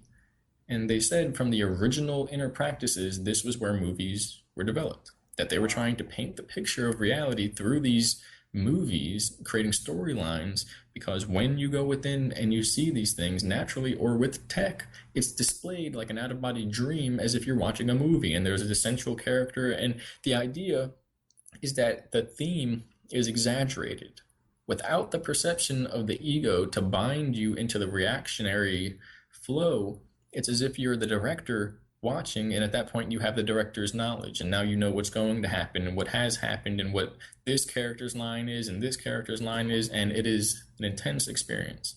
Interesting. Oh, man, that brings up so many other questions, but I kind of want to just keep rolling forward here. I got notes I can go back to later on when it comes up. But so my understanding was that the reason you're being cleared to kind of release this information and to kind of be part of this wave of kind of bringing this understanding out into the field was because there was a potential danger of these timelines basically twisting into some type of Armageddon type scenario, and whoever they are, they needed that information to kind of get out. When you're talking about how that's off the table now, the essential idea that this Armageddon, concept is not there, or whatever's dissolved around it, where does the intention of them continuing to roll out this information come? Why are they doing this? What is the point? Basically, there's a couple ways to look at it. You could say that it's just like the time experience, to the degree where you see something you don't want and you try to change it, now you lead yourself to it. There are certain foundation levels that we must reach before we can fully understand what's happening and get into what we would say is a different system. Basically, without the infection, without the alterations, without the distortions, without everybody being asleep. It's akin to waking up a sleepwalker, to the degree where if everything stopped immediately, that might be the shock that causes everybody to lose control, you see? So it becomes counterintuitive, paradoxical, in a way prophetic, about how we must reach a level of awareness and frequency and variables, the amount of variables we can even process mentally, before we can comprehend what's even happened in order to catch up to the reality that we would be in already if these distortions weren't here. You see, it's like a paradox. Yeah, yeah. And we've been in that for a while. And somebody else put it, I might have been you in chat, that people have to come to terms and become aware of these things. And the people in certain secret societies or projects know this, but at the same sense, they know people can't handle the truth about their existence. And so it's this game of not beating around the bush, but trying to prepare people. And what you said before, they needed to see that negativity of what could be in order to learn how to change it. And that apparently is the nature of the others, the other individuals, that they experienced it in order to come back and show us how to not do it. Interesting. So, with what's happening here on Earth and just everything that's tied around into our experience here on Earth, when you look at the universe and the cosmos in general as an alive being, and we're a part of this being's internal, mechanisms and biology, is there a possibility right now that the universe is looking at what's happening here on Earth as a virus, and in ways may start sending antibodies here to eliminate this virus? Like, is it that out of control? Say we were to believe that and hold to that, then we may see that. It's again like the like, we don't want an Armageddon. We want an apocalypse, an unveiling. No matter how intense it becomes, we come out of it like, oh, that was just the great another shift. You know what I'm saying, of consciousness. It wasn't World War whatever, which has been going on the whole time, as well as you could say the unveiling, but and so, I'm sorry, could you repeat that too? So the idea is that versus giving out antibodies. So if we create that and open ourselves to that, that can be done. Just like white blood cells, the universe is a body. Why do we know we can all get together and be who we are? Well, because a body exists of billions upon trillions of cells. Everything exists of many things working together in unison. There is no one thing in existence. The only way we could make things not work is by pretending we can't get along with it. So, and with that, yeah, if we all say me and you and everyone else that was awake just went crazy and was like, you know what, it's all BS, let's just go, do stupid stuff, we'd probably cause a rift in space and time that would connect us to that reality. But then scientists in another dimension observing Earth would go, it must be a spiritual virus. It must be some external event. It must be some quantum shift in DNA that caused this, and there would be something there. And so the thing is, we already went through that. Now we're at the point where it's getting into the next phase. And I do believe we are the blood cells, the white blood cells. And yes, the universe, what to take from what you said, white blood cells might not come down and eat everybody, but if we continue to put out these energies, the universe at large gives responses. Absolutely. It's like we're in a little bubble of reality. Yep. Whenever the outside speaks to us, it speaks to everyone. It won't be like 5 people see it. In any world event, anything like that will rock everyone's existence, because we've been in a reality bubble caged off from the rest of the universe, the possibilities and the harmonies. If people know themselves, they'll know the universe, and they won't be surprised by what happens.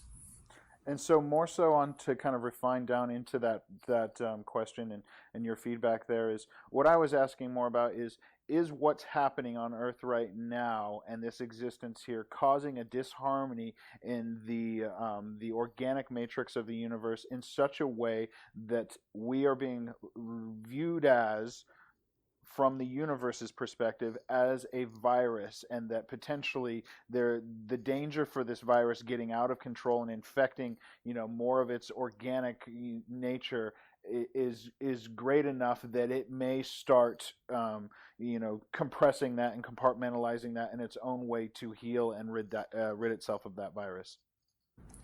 Apparently it's already been happening, and it's almost as if the universe will communicate just as much through us as well to us and to people. Absolutely. To the degree where people living in disharmony, well, their lives, it's like a tuning fork, or how Tesla would vibrate, wood or steel and get it to break apart, because he would time the vibrations right so that it would produce chaotic, unsafe for the structure, disharmony within the object, people are breaking themselves apart with their vibrations, and they're seeing the compression happening where time, possibilities, routines, they're compressing down tighter and tighter until people's minds are being squeezed with the necessity to experience something different and to create, to genuinely create.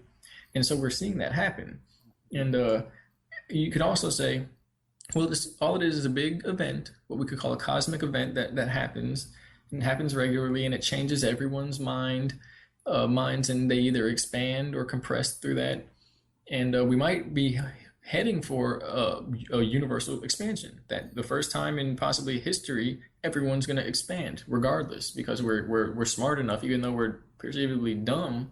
We're smart enough now. Whereas other times in history, we knew about consciousness and nature, but we didn't have as much organization on a material level, on a mass scale with people, many people. And so imagine it's the same thing. It's just a different perspective. Of one guy sees this compression, the world crunching away, and somebody else sees the world expanding. And now, oh, finally, this world I was looking at and I was interacting with, and there's only like 5 people that talk like this and feel like this. Oh, now there's everyone, and it's to the horizon, and it went everywhere. So that would be the same event, like a flashlight turning around, but to the guy looking into the dark, it would look like, it was illuminated, where the guy looking at where it is now, it would perceivably be dark to him then. Gotcha. Yeah, definitely. And so humanity is kind of self-limiting through that. And then there is talk of quarantine, that we were either in quarantine for the past 60 years or something, or that we just got out of it, or that we just went onto it in another layer, and to the degree where people are finally being left alone to make the decision on their own. And I don't know how, like the universe itself, there could be other races and other beings that look at us and are going, oh wow, poor babies, like they don't get it. They're just too caught up in their materialistic ways to realize they're not materials. Yeah. And in the same sense, the universe may have a huge consciousness comparatively that is maybe just like a person, but just free of distortions. And as well, what happens on Earth may be like a tuning fork or a radio receiver and transmitter, where it affects everything in the universe all throughout, Mm-hmm. Definitely. So does humanity right now, as a collective, have the power to create a new timeline through co-creative thought that is not that is undetectable by the powers that be? Like, is there any chance that we could organically create a timeline that could not be perceived by tech right now and the people watching over things? Is there a chance that something that we could do as a united community could come out of left field potentially for the people that are watching over things?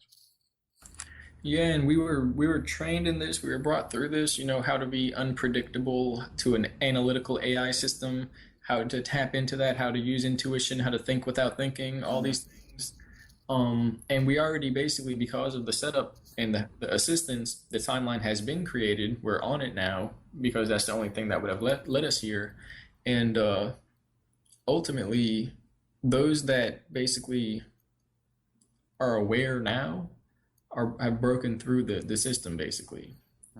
What is to come is when this happens and this personal change happens for everyone, and then everyone's mind being on that frequency of realness and awareness, minds can apparently create alterations in reality, and our planet could change at that point. The boundaries could shift and change, landforms can shift, and apparently it may even shift back to the way it was before, with different land masses there, simply because that was the last time we reached high awareness. And we're literally jumping dimensional planes of planets of Earth, like Terra, Tara, and Gaia, to the point where we're literally in a different overtone of the same place, but it's a different Earth, Mm-hmm.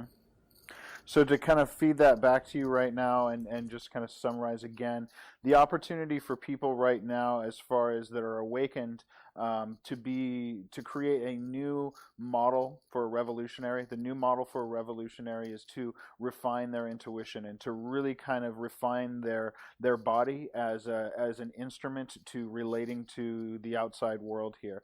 And so when you look at the possibility of being able to break this AI programming that crunches all the numbers and creates scenarios based off of real world information, what you've stated is that what they can't do is connect into that intuitional energy. And the idea of your higher self being attached to the intuition in there is that people can refine that connection with them, with their higher selves, refine that understanding of how to use intuition, to how to use the physical body sensations of navigating through a world. And within those teachings and within that experience comes the model for a new revolutionary to co-create a world that can kind of come out of left field, that cannot be predicted, that can be part of the natural kind of evolutionary process of us moving forward and doing our own individual work. Does that connect?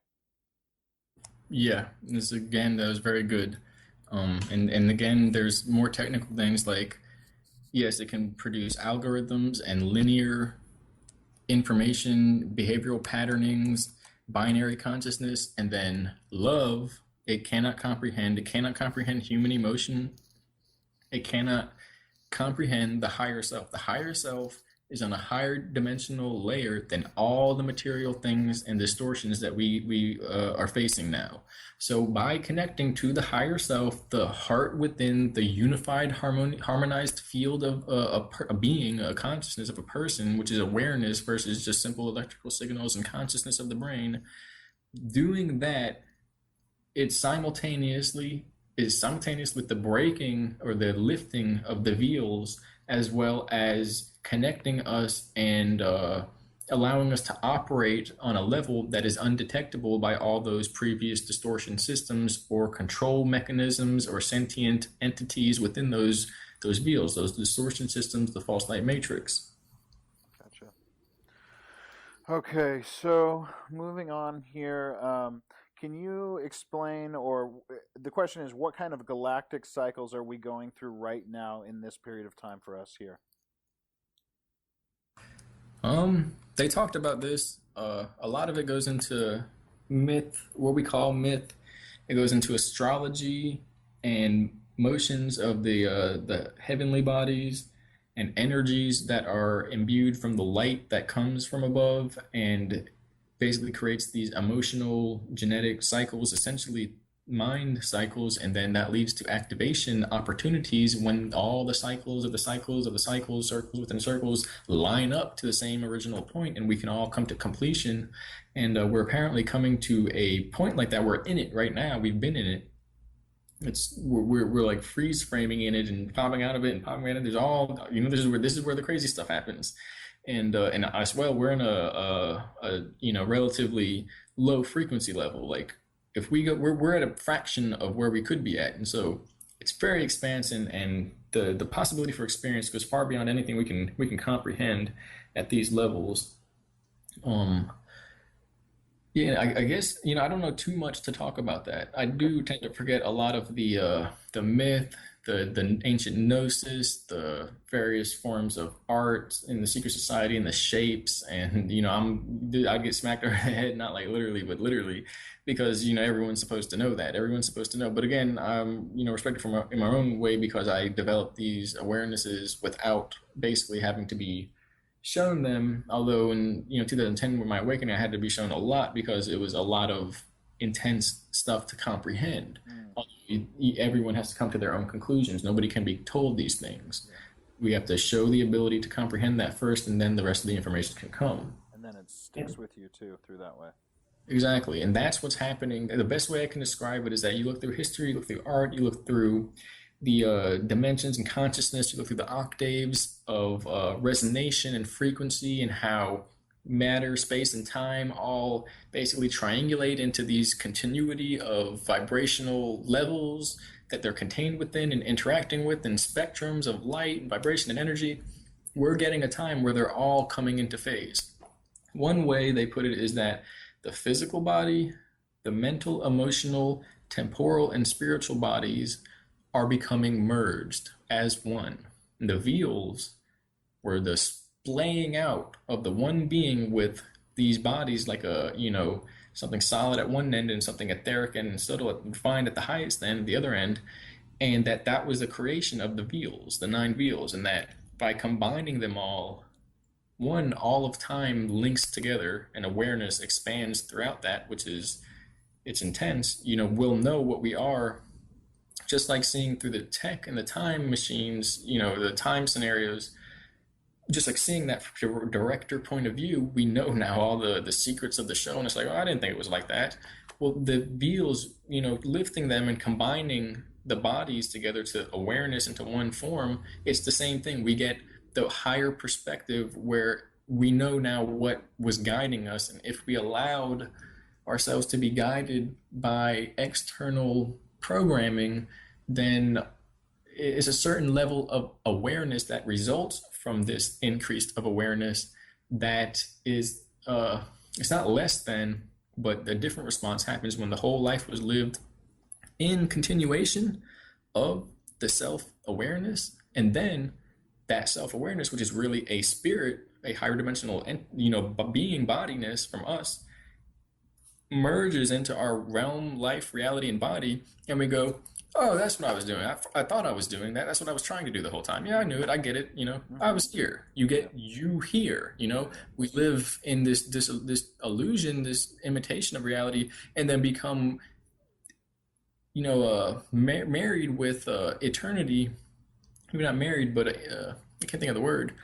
Then we see, oh, well, I'm kind of here. I'm kind of aware, like, the being we become there's a difference, a rift between the being that we see we were, you see? So that's all it basically is. Gotcha. Okay, so kind of with that in mind, I'm going to kind of move my focus to some different questioning here. Let's see. Okay, so this is an important one, and then we can kind of jump into the next area. Is it your opinion? Actually, let me rephrase this here. So, for me, my understanding about the transition right now between disclosure and also the unveiling of a lot of information and ascension and everything tied in there, a big part of that is understanding our accountability and where we turned it over to these powers that be. And within the movement, there is this sense of vengeance. There's this sense of justice that people want to, see trials and tribulations and see people, receive punishments and things like that. And from my perspective and what I've kind of worked into the movement is the idea that we must take accountability as the whole by forgiving these people. And through this forgiveness is where we really start to understand the core of our accountability and the core of where we turn over our consent. And without doing that, it just shifts the blame, and we don't take accountability for our co-creative nature, or that we are all one, existing in one. Do you have anything to kind of say on that topic? Yeah, and all these things came up because I also asked them, and I do like how you word things. To add to that, what I was saying before as well is that we focus on the true self, which is reality. What self would you want to focus on? Well, we're in a situation where we have these altered selves and egos and these, like distortion selves. And it's because we've been kind of in a generator here, pulling our energy around, making shadow selves and things like that, which is still all game. But then, we have soul shards spread out in dimensions and times. Well, they have to come back together. And so we focus on that. True is all it is, true self, which is the higher self. And then we become that because that's all it is anyway. And then the only difference is now we agree with what we've been. And so what I, gotten a inspiration after that as you were speaking is that, well, the whole point is not that, oh, we are now, we don't like who we were. Oh, put it this way. So people don't do that and they get to the eternal side and they're like, well, who is that? That can't be me. What was I thinking? It doesn't make sense. And that would be a rift. That would be a fracture in consciousness. That would be an alter ego. But in heaven now, if you want to call it that, in the other side of eternity. So that creates a big rift in the DNA and in consciousness and space-time. What would happen is not that, oh, okay, now something, big, whatever happens. No, we forget who we were, and as a result, the same events take place, and we drop from the highest eternal self back into a physical temporal body, and we rerun the same cycles over again for millions of years. And we've been doing this apparently for millions of years. And so then, with it in mind that we've been doing it for millions of years, it's a creation cycle, everyone's eternal, then you get to the fact that we can look at it that way and take responsibility and transmute negativity, which basically means no blame or hate or vengeance, but also it doesn't mean to give up fierceness. It just means to, not waste or not have wasteful lower energies, which are essentially basically parasitical vampire consciousness that has been injected into our species. And it means to forgive. And this came up a lot in the Unveiling, the Awakening, where there are certain people around saying forgive, but don't forget, because that's a very common saying. But it doesn't mean that we forgive and then we just turn the cheek, and then a slap comes from the other side, and we forgive and turn another slap, and we're just sitting there getting slapped back and forth.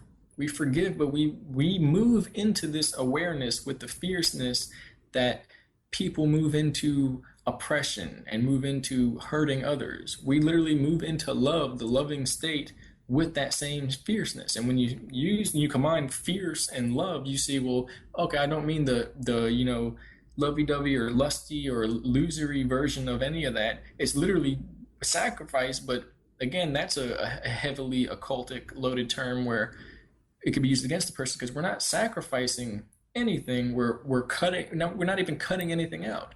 We're raising energies so that the lower energies transmute into higher, and the frequencies that we are required to be on for these negative experiences and emotions, which only burn up the self. They only disconnect us from the soul, the self, the true self, and create these ego paradigms of defense and requirements and mandatory insecurities.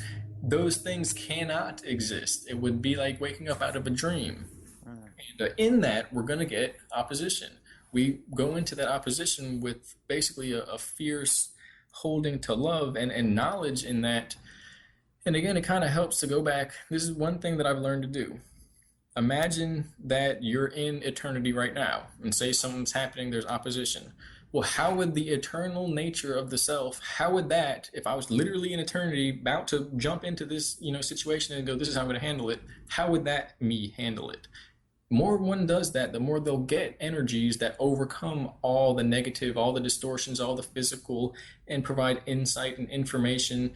And it is a form of disassociation, but technically it's not a form of disassociation, because I can't tell you to do anything or don't do anything, but I'm not going to have a drawing on the wall, a idol, a statue, maybe a location where the energy is good, and then you look within, and that's what your image is, which is not an image, it's not a hologram, it's reality, it's spiritual, real reality, which is like light, etheric light in some type of space-time. Yeah. And we look at that and ask ourselves that and pull out that nature, and so it's very much, it's basically, if people think that people who basically they would want to hurt or whatever for doing some of these projects or controlling the entire world, haven't thought of ways to use their anger against them and lead that group of people into destruction and self-annihilation, then they don't fully comprehend the situation. It's a soul challenge. It's the only passing ticket, the only people that get past the toll is with higher consciousness. The Egyptians have the Book of the Dead, and how there's a toll keeper that they weigh your gold with your your soul, and if you give him enough gold, he lets you into the afterlife. The gold was higher consciousness and love. And so the idea of I just wrote this down as I was listening to you, and just kind of letting it wash over me. The idea of forgive and forget, it's more of forgive and remember. Like, and within that place, within that phrase of forgiveness and remember, comes the opportunity to build upon the foundation of every moment and continue to climb upward. When you forgive and forget, you're just pulling yourself back down into the same level of consciousness to re-experience the same lessons. And the idea for us moving forward is really to forgive and remember, and use that as the platform to take another step and another step. And each moment is the acceptance of the experience, and always choosing to remember that that knowledge is knowledge that builds upon the platform to rise us all higher and further. Very, very much so. Very brilliant way of putting it. And I believe they even came, we all concluded on that term, forgive and remember, not forget. And it's because that's the extra dimensional outcome. It's unlimited, interconnected, continuing, expanding pattern instead of repeating, whereas repeating is, okay, Mario, whatever, Super Mario, and we get to level whatever, then we press the reset button and start all over. That's repeating. No matter how far it goes, it continues to repeat. What is, it's ultimately, if it's based on finite principles, you'll play the game so much, well, people know the game, how to play blindfolded. It's like, well, life can't be that way. It's infinite. So there's always learning. It's always continuing. So creating that repetition pattern is not the real thing. The expanding pattern is that trinary pattern, and it is something that leads to, like you said, the next step after the next step, which I kind of lost my idea of how it works, but it's a higher dimensional. Well, that's why it's higher dimensional, and I don't know why, because I'm not going to point out the fractals of degrees and angles that produce this shape, because that's what they have. They map it out all in shapes and stuff like that. It's just that, well, what is 1 and then a 0 and then 1 and then we got somewhere, okay, reset again. And no matter how far we go, there must be a reset. All that can do is continually create a endless pattern of repetition. The truth is, we can go on forever. We can literally go on forever. And there's always going to be something else. It's just what energy and form. So when we mesh with that, what are we going to do next? Okay, this is whatever the situation is. So what? What's next? How to continue life as we are on a high frequency that leads to an eternal awareness in the face of all these other oppositions. And so forgive and remember symbolizes that very well.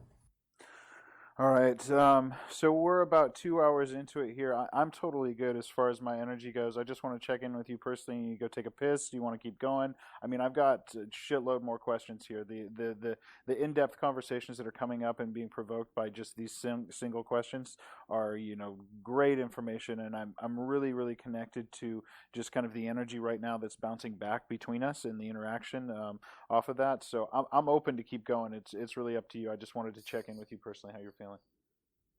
Yeah, I feel the secure, positive channel as well. Awesome. And I could go to the bathroom though. Yeah. And as long as you think it's not just rambling nonsense, I know it's not nonsense, but I can't really predict how people are going to take this stuff because so many different ways. You know what, Aug, you got to step out of that and just accept yourself as the conduit here, because that is what it is. And what I feel to being of service to you is this information comes to me in a way where I digest it, and what I'm trying to do is, after big chunks of it, then kind of transmit it back to you within the dialogue, and then you verifying that. And so that way, as people listen to this, the information washes over them on a level where it's absorbed physically, but then it's condensed down and fed back to them in an auditory way of a simple concept that unites it all, So I feel like that way the information really does start to work on people, and I think that you and I have this kind of yin-yang balance in this connection right now, where there's a lot coming through you, and I'm holding a real strong space of receiving it all and then helping kind of refine that in an individual kind of sphere of energy and putting it back out there. That's how I'm receiving it and perceiving it. Yeah, and I think that's why this is working. Yeah, totally. It's like a secure channel has formed. Yeah. And I always used to do that, to the point where I could start backwards from my conversation or answer and end up at the same point I started with, but in a new way. And it would always come out like that. And it's almost as if going back, you recapping, condensing down, me having that on my mind and everything moving from where it was in a basically a respectable manner, as if it's angled in response or in respect to each other angle, as if we were making a shape.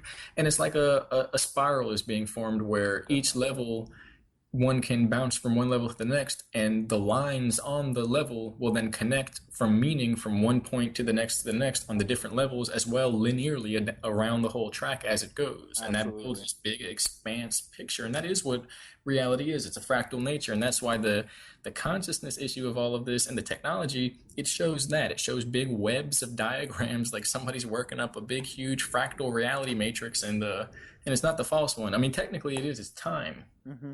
but it's geometrically sacred, geometrically sound, and what that means is there are lining there are points that line up and they Yeah. connect to like bubbles, and we have all these almost like mind wormholes where all this information floods in. Hmm. And it's good. Definitely. I'm trying to recreate that, without trying to, and you're automatically bringing that in because the process of checking and rechecking and folding, it's doing it. It's like a flower growing, it's doing it automatically. Definitely, and I feel that too. This is not forced at all. This feels incredibly natural. I have had some physical sensations come through. Just to kind of give you a heads up, that forgive and remember, when that kind of came in through me, and then I wrote it down right here. My entire hands up to my lips started just kind of tingling. And when I think about it in context to the full disclosure now movement and things like that, I feel like that's where I need to encapsulate that idea, because that is a big part of that movement, is basically accepting the accountability for where we're turning over our our consent, and being able to work with forgiveness. But that term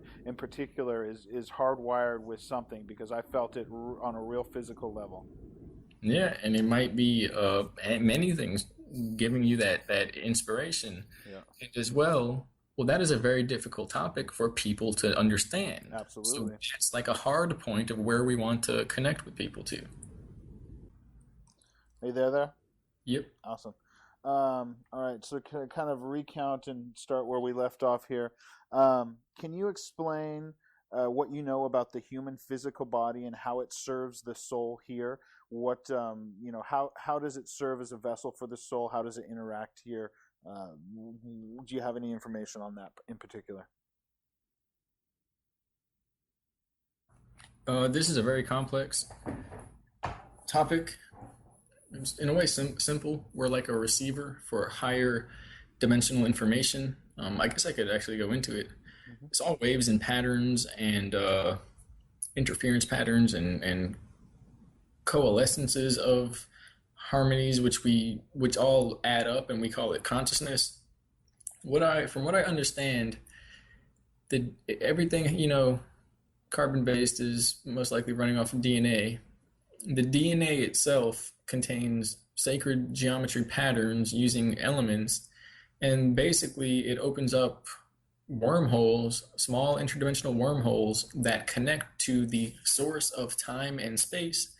And from some layer within that, there is an amount of etheric light or energy coming through that, and it is filtered into many different patterns and configurations through the physical brain and most likely the DNA.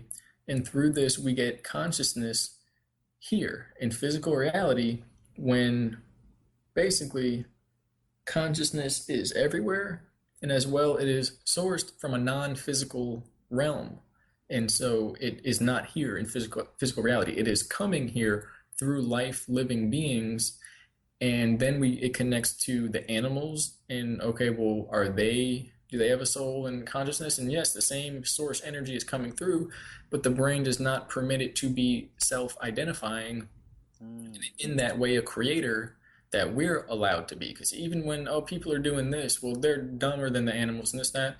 No, they're creating it for themselves. They're just dumb creators. Hmm. If they create stuff that it causes them suffering. Mm. And so this ability to create and basically manifest and in that way guide or control reality, atomic reality, is sourced from I get. We only call all I know is it as is a source of it as is source. And there's really no way to describe it because it's beyond times, it's beyond shapes and forms, And it's the ultimate form and time and shape that is both what everything here leads to and what everything here came from. It's the all and the only thing that can be, has been, and ever will be.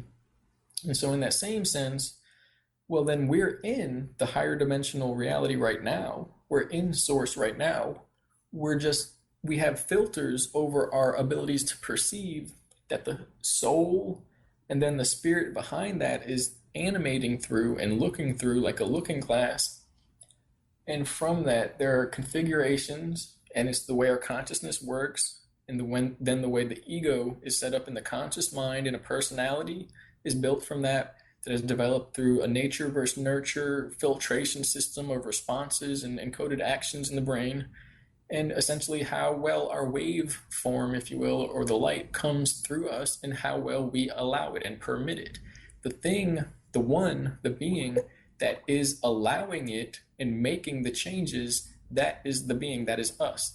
The being experiencing it, having these changes made to them, suffering through it, that is the body that is temporary. It's still us, but it is an instrument we're using to refine our true nature, which is our ability to discern and guide and create and basically know the self. So just to kind of feed that back to you here, what I'm seeing is the human body is a vehicle for the soul to come through and do higher level work, or actually not even higher level work, to just do the existing work that's part of this natural, organic, symbiosis that we all exist in within the universe and within all of existence.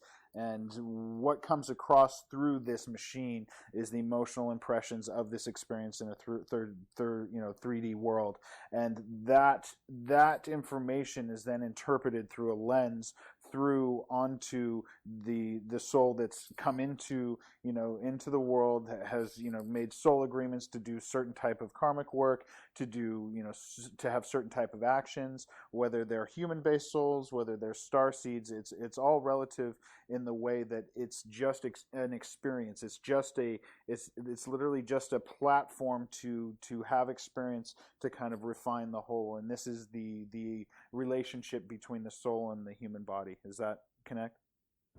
Yes, and there's one discrepancy, which is that I was kind of told information, and the picture was kind of painted that the soul is the memory bank for our 3.5 dimensional experiences here in a brain and body, in that so it'll go from one brain and body and then maybe another, and it's all simultaneous. But since the brain matter material is not transferred, from life to life or person to person in existence, whether it's, the same concept of like, reincarnation, or whether it's simultaneous interdimensional existences, this reality is not necessarily merged with another timeline or reality where I made another decision. Okay, well, how do we get deja vu then of these other timelines? And so there's a soul that exists in the space that's between. It would be the extracellular matrix, if you will, of cell fluid or intracellular fluid, or a bone matrix of how those structures grow. And it's very helpful to look into biology and how the body functions, because it's just a bunch of situations like these and hierarchies. But they're all, relevant in central holographic hierarchy. It's never top down. If it is, it's the brain and then some spirit, us controlling that. It's never like, oh, we're a cell bossing other cells around. No, everything is complete to its own level. And so they were basically painting the picture that the spirit is then beyond the soul. The emotional and mental information is remembered by the soul across timelines and existences. Then the spirit is basically remembered by the universe and contained by that. The mental emotional information contained by the soul, and the spirit then remembered and contained by the universe. And we become basically interconnected. The soul then interconnected, leaning towards the body, but as a midwayer for the spirit. And then the spirit then interconnected with the soul, which is talking to the body, and then the spirit then interconnected with something larger, some larger aspect of the universe, which is probably a hyperspatial realm, world, or perspective where times and spaces are intertwined in a higher dimensional way, kind of like one of them floating cube GIFs or something. And it's just a different experience. But within that, imagine each rotation of the device, the cube or whatever the shape is, we're experiencing lifetimes worth of energy at once, you know. So it's beyond what we can imagine. In the same way, it's just another spiral of the same expanding pattern, but again, it's an expansion trinary pattern. So then you can zoom in and out of the fractal indefinitely. You'll never have a loss of information. It'll only continue. And And so again, it's a very expansive experience. and again, to go kind of to loop back around, this aligns with the idea of cellular memory, and also the idea of these akashic records and us being able to have access to all experience, you know, from an internal level, if we do the work and refine ourselves enough to be able to hone in and access that stuff. But within all of us, within our DNA, within you know, that space where the soul exists, that information is accessible to all of us, correct? Yeah, and I think that might be, I mean, that's again, brilliant way of putting it. I think that might be what soul is. Mm. The DNA and the genetic information, it's stored within, not in the brain, like, oh, my memories are here. They bounced out of one realm to the next. In the DNA, it's transcommunicating between dimensions, and our cells hold this knowledge, this light knowledge, or this whatever it is. Mm-hmm. They hold it, and we can tap into it. And when we become aware of more and more dimensions and selves and times. So that means we're going to become aware of the trauma that's holding us back. It's like a balloon expanding with a belt on or something. Mm-hmm. And so it's hand in hand with that process of waking up, of kicking out the rigid containment systems that are perceivably holding things back. I wanted to say something else, but I forgot it now. Okay. I should have remembered. Do you want to take a second to see if it comes back, or move on? Do you remember what you just said to spark it? It was basically around cellular memory and also the akashic records, that all of this stuff lives inside us. Okay. So how I was saying, there's one side and the other, Ascension tech. So they have these tablets and these devices, computers that you mind interface with it, and now you're getting 200,000 years of information, up to millions of years. And you're talking about glass tablets, like glass pads? They reverse engineered them or created their own to meet up with that technology, and they're not as sincere as though. Basically, people would hit the tablets and go insane. Gotcha. So they reverse engineered it and filtered it through a system, so now you only get what your brain can handle. It's a governor system. And again, then it's, you know, I was going to say you might only get 1,000 years at a time, because now the tablets and all that, they do that. It is beyond comprehension. It is beyond comprehension. But then you have some guy in India, dreaded and smells like cow poop, smoking weed, and he's tapping into the same records. Like, oh yeah, 2 million years ago this happened, and the solar thing here, and the dragon in the sky there, and again, then this happened. Well, he doesn't have a glass tablet. How is he doing it? He's connecting with, most likely, the other version, the real, well, not real, but just the different version, the soul version, which is the Akashic records. And you see how they both mimic. Is the Akashic mimicking the smart glass, or are these tablets and the smart glass? Is that mimicking the Akasha? It's the same. Neither is mimicking one another. They're all heading towards that pinnacle of ultimate knowledge. Definitely.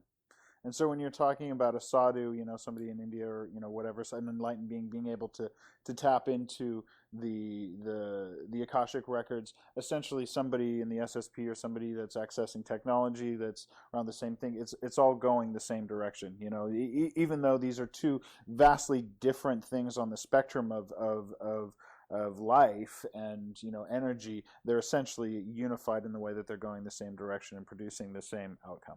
Correct?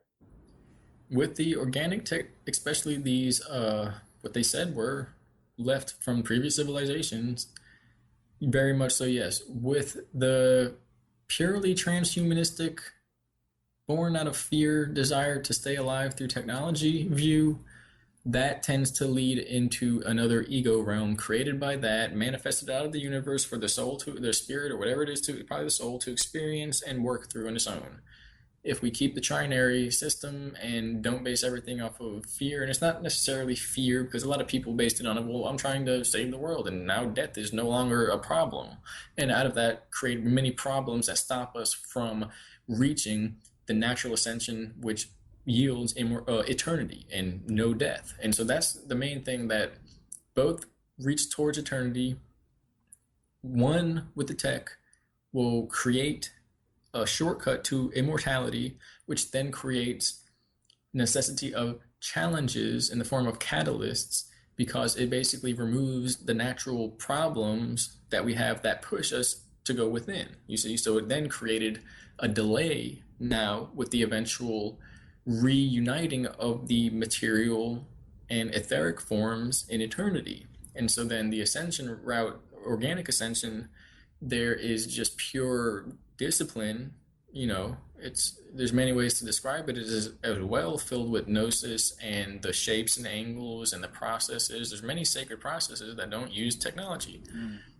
And it yields it basically without a delay. We would say it takes longer in the universe because this guy's over here, he just plugged into a machine and now he's eternal or immortal at that point. Okay, well now the heart trinary aspect has to be encoded in the binary aspect, and since it can't be, you have to superimpose that using your consciousness and then translocate yourself into the outside realm of the machine and burst through it, because it became a trap system now, you see. Yeah. Then they're looking at the guy, the yogi, like it's going to take him 60 years and then he's still going to die anyway. Meanwhile, that yogi might live that life, or a few others, or whatever, however you want to call it. Maybe it's just that life, and he dies and goes directly to the internal. Yeah, it's all relative. Yeah, I definitely feel you. Okay, can you talk about what capabilities of the human body are starting to come online right now, and what ways people can nurture and enhance these abilities? There's a lot talked about that. There's a lot of pollution with the waves going around. They were saying that, with the little conversion point, the waves become psychic waves basically, and everyone can see now, because there's a big Wi-Fi Ethernet everywhere around of soul information, around there, or more so just neuronal psychic information around the net, or the plane net. And of course that brings up all these other timeline issues and whatnot, but people just have to be prepared.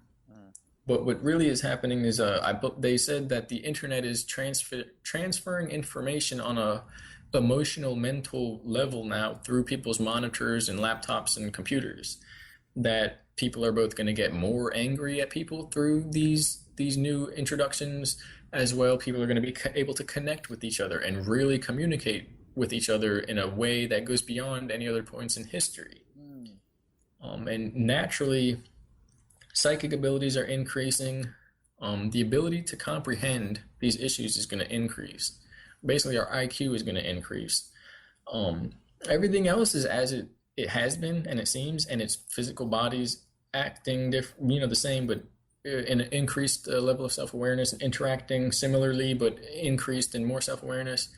And we're going to see a point, which we may be beginning to see now, where the DNA is going to begin to rewrite itself to match the awareness, the incoming awareness of the humans on the planet. Because the whole thing, just like we're a big harmony of coalescences of vibrations and frequencies that merge all into this one shell outside of our body, and we go, oh, that's me, that's my awareness.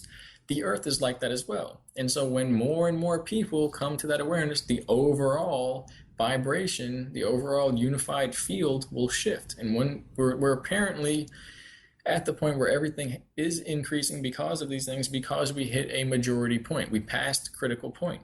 And that's why everything is kind of like this big, masterful orchestra where it must be timed, because, well, now that we're at critical point, well, that means the weight can go either way.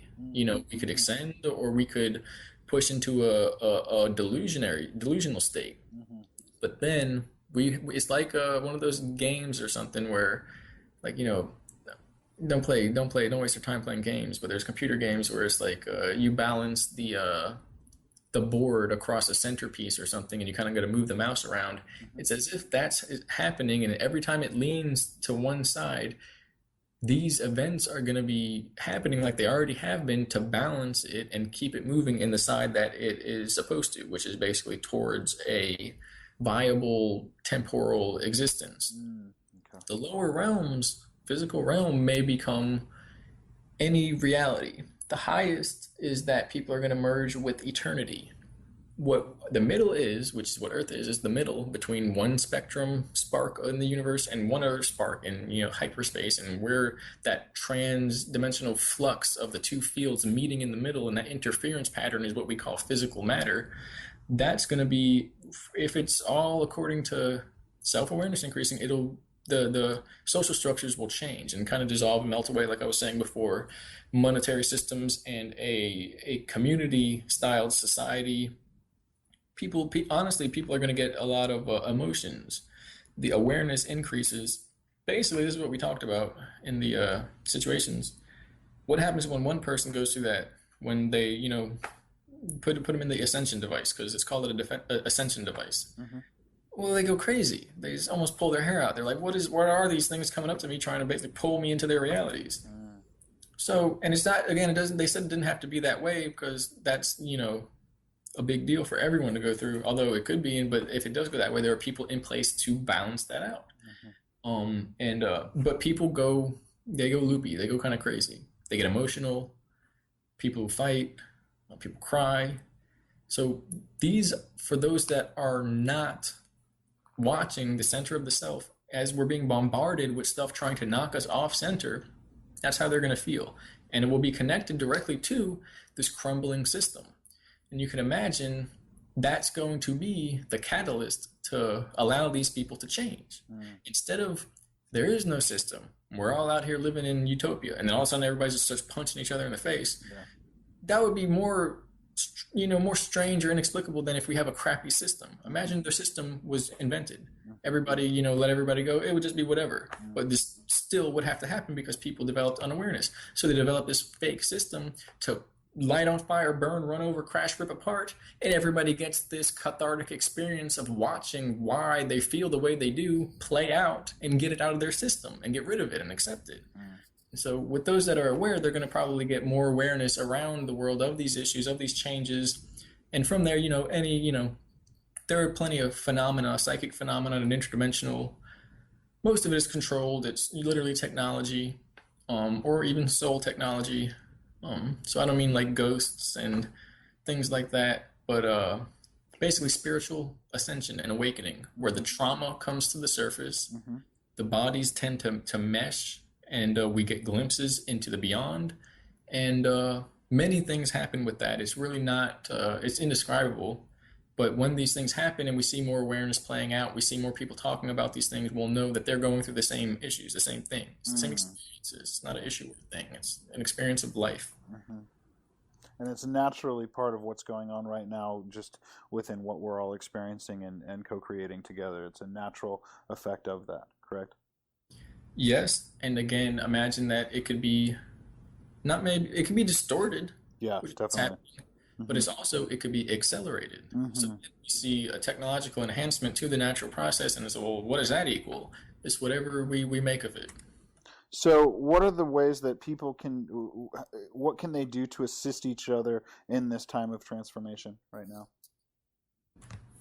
It goes back to sharing knowledge of everybody that has an inkling of a suspicion that something is going on, connecting and speaking out, talking to each other. That goes down to fear and alchemical transformation, and that if anybody isn't paying attention, well, guess what? It's because they're afraid of the truth. If anybody isn't knowing that these events hurt the earth and that they're hurting the earth, or they're hurting somebody else, well, guess what? It's because some part of them wants to do that, and they don't care. They want to see that end come about. So facing that is one of the biggest deals with that. Biggest situations is facing the shadow consciousness. So that's like, but how do you play that out? People have been trained for thousands of years to handle this task for humanity. So what we could do is look for the signs, the knowledge, as well as create them and take part in that sacred geometrical expression and expansion of this knowledge in society, in articles or videos or anything you can imagine, because those are limited articles and videos that's on a computer.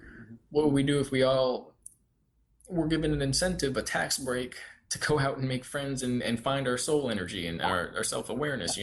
People do something. So, and again, we are capable of anything. Yeah. Because you can sit here and go, okay, well, what if, imagine 1 million people right now went out this tax break, 50% tax break if we go out and teach someone about the self awareness within, or spend, 3 hours trying to create that within ourselves and then express it on the internet or in a social, anywhere. Yeah, yeah. What would that look like? Hmm. We can backwards engineer, if you will, deduct that, or find it through deduction, because we would know it would not be fighting. It would not be a lot of what we see today. It would not be outward materialistic motivations and actions. And from there, we could kind of question, what does that mean, that we reduce and reverse what we're seeing today and work through that? The first thing aware people do in an unaware world is remove the aspects that keep everybody unaware. Yeah. Or as well introduce the aspects of awareness. And so again, it's all entangled and tied together in this unified expansion of the self. And there's many ways to answer that. It could be art. How do you express yourself? How do you do that? Ultimately, what it really does come down to, there's only one guy on YouTube talking about this right now, breaking through the veils and all that, is that we all have to know ourselves and find ourselves, to know the universe, know how consciousness can become distorted, how it's refractory and reflective and interdimensionally so from a higher level, meaning the mirrors then are entire realms of materiality. It's not just a mirror that you turn around from. Hmm. And through that, learn the keys to discernment of how we're going to be telling what is foreign in our environment, in our consciousness spectrum, and what is an aspect of ourselves. And I said that before. In reality, everything is the aspect of the self. But what is a simulation of the center, i.e., a mirror out in front of you pretending it's the real reality? And then what is actually the center, the real center of you? So everyone will find that and go through that in that process. And it will most likely be accelerated by events, by unveilings. And that's what I was told. I could see that happening. I could see it going on a little bit longer. But because I don't want to say there's going to be big events that are going to happen that help unveil this, because, well, could that be something shocking, by intention of these individuals? Or maybe even, well, are people ready for that? Is that going to be too shocking alone? And they just give us the calm, gentle truth and people can't handle it. Hmm. So I don't think that's going to happen where people can't handle it. But we're going to see a shifting of that. And I guess the best thing we could do is people who are attached mentally and connected to this dissolving system of politics, media, drama, essentially war with the self, war with each other, war with ideas, war with identities, war with the environment, gently, metaphorically tap them on the shoulder and introduce them to the other aspect of the landscape of the world, have them gaze over at the un-chemtrail filtered sunset. Mm. And these things have to be done, basically. Those that are entranced, basically, they're entranced, like zombies. It's the zombie apocalypse is right now. We're in the middle of it. They're entranced into that. So we have to wake ourselves up enough to the point where we can wake each other up to the point where we can wake up those who are entranced inside the machine. Definitely. And so, kind of to feed that back to you again here, what I'm hearing is the opportunity again for the people that are conscious right now and waking up and understanding these things, researching these things on an outward level, but also on an inward level where this information kind of touches with inside them and opens up things to them. Again, the responsibility, if you're interested in really kind of changing the paradigm of this world and really kind of creating a timeline together that's an organic timeline based through inspiration and intuition, is to go out and start connecting again with real people and to follow your intuition. And when you meet with people or have random quote unquote coincidental meetings or interactions with people, to listen to your intuition. And if there is something that comes up, to probe deeper within dialogue. And there are openings that happen with small subjects. Even like talking about your coffee's too hot.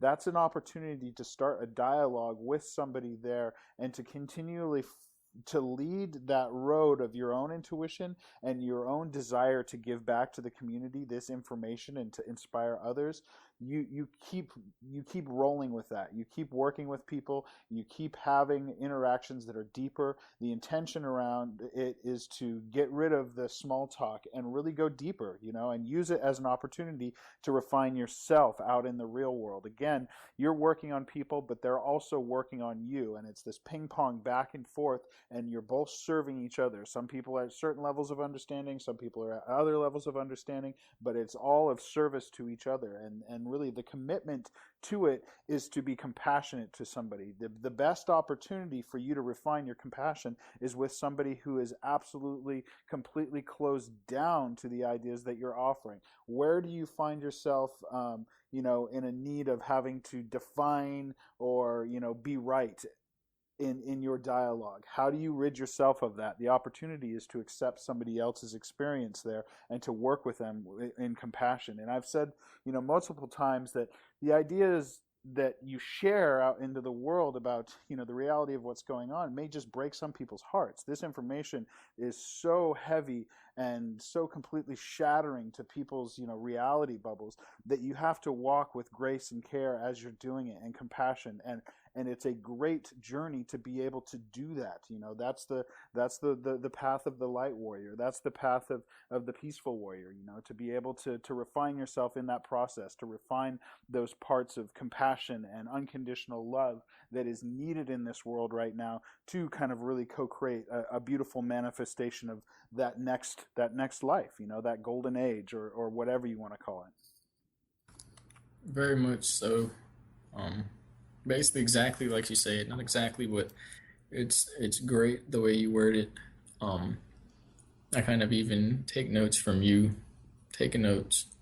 And it does come down to, as you're saying, a responsibility. That when all that comes out, what are we doing? Well, we're actively interacting with and taking responsibility for the world that everybody sits back and goes, oh, it's messed up, we'll do something later. Somebody will vote for somebody. That is actively taking responsibility for it. And it's basically going out with the idea of co-creation, inspiration, and intuition, using the higher self to follow intuition and higher awareness patterns of consciousness in the brain, to not give in to the lower binary emotional fight or flight responses from the lower brain functions. And ultimately, we have to use the higher brain and accelerate our awareness into higher consciousness and move beyond duality, which is the system we're in now. And then, or I guess the paper system, the false system, was all written down and constructed that doesn't ever exist, is the duality system of, controls and commands. And it's kind of like creating from lines and segments and linear patterning, binary patterning. It's kind of like creating a spiral of fractal awareness from that, of expansion and awareness. And of course, then the lower desires, the distractions, the shortcutting frequencies, resets, and imitations of the real through these false realities, they come out from that. And so we have to be aware of that and work with that. And then you move on and tie it together when you say, because this is kind of what you said, that it goes back to the heart. We take responsibility, we go through these things, and we realize that it's the heart that is going to be challenged by these things. Yeah. And it's all about compassion and refining and learning and attempting to do that. And ultimately, that's going to be ridding ourselves of fear, because we can talk to these other people, we can have ourselves. The only way somebody else could attempt, could distort us, is if we didn't truly believe in ourselves and have confidence in ourselves. And there was some point of fear where we're like, maybe it's, not the way it really is. We need to get rid of that. And if we did, we wouldn't have any problem communicating. Yeah. And be an enabler for higher consciousness, not lower consciousness. And it is people's hearts that are going to be taking this. It's the heart that is going to be weighted by this, because when the mind gets overwhelmed, sure, things get loopy, it gets confused. But when the heart gets overwhelmed, it closes off. Yeah. And the heart is basically the life force of our soul or our spirit level. Mm-hmm. And so I like everything that you just said. It's all within that. Right on. Very cool. So can we talk about, where do substances being put into the body affect this type of work? Especially particularly street drugs and pharmaceuticals is kind of what I'm getting to at this. With psychedelics taken in a mastery format, meaning you didn't, the person didn't just take them. Mm-hmm. Somebody basically that's been doing it with their family or in their tribe or however that works, and knows the process to go through where it's like going into death. Um, that is useful for that, for breaking the distortions and connecting with a multitude of simultaneity of higher dimensional awareness in one. It's, like going from the linear time scale to now there's expanse cycles beyond that. And apparently the toxins, additives, hormones, preservatives, animal DNA, especially certain types of animal DNA, street drugs, serotonin depleting drugs, endorphin depleting drugs, from cocaine being like alcohol, I think related to one of the survival nature nurture instincts, and people that were maybe neglected as a child or as an infant and didn't develop that first security often fall into those patterns of addiction that affect it's actually the opiates and alcohol, the depressants that do that. And then the other one, like a psycho-spiritual level, gets activated, and that wasn't activated enough on its own. People then get caught into cocaine or something like that, which then... Amphetamines, yeah, totally. Exactly. And these actually act as portals for other consciousness. So when we connect with ourselves by using things like that, just like the ritual, the psychedelic plants, the shamanic ceremonial plants. They say, well, this is a teacher. This is a portal to another world. It's the same with these other substances. And so people doing that they're gonna distort their process. That will lead one into, for the majority of it, suffering. Ironically, there are a lot of people in the celebrities and the bases and stuff like that use substances like that, and not experimenting on the children or the teens or adults in there, although there is meth experiments, LSD, all that stuff, and the psychedelics are actually used to look into someone's mind and pull out distortion, but it's all technical now, where it's vibration beams. You don't actually have to take anything. It's basically, it's no longer chemicals. They can take the soul out of the body, and it's not like the body dies. It's like it's frozen in time, and then you're now walking around in temporal space. And so we can go through the veils and dimensions using that.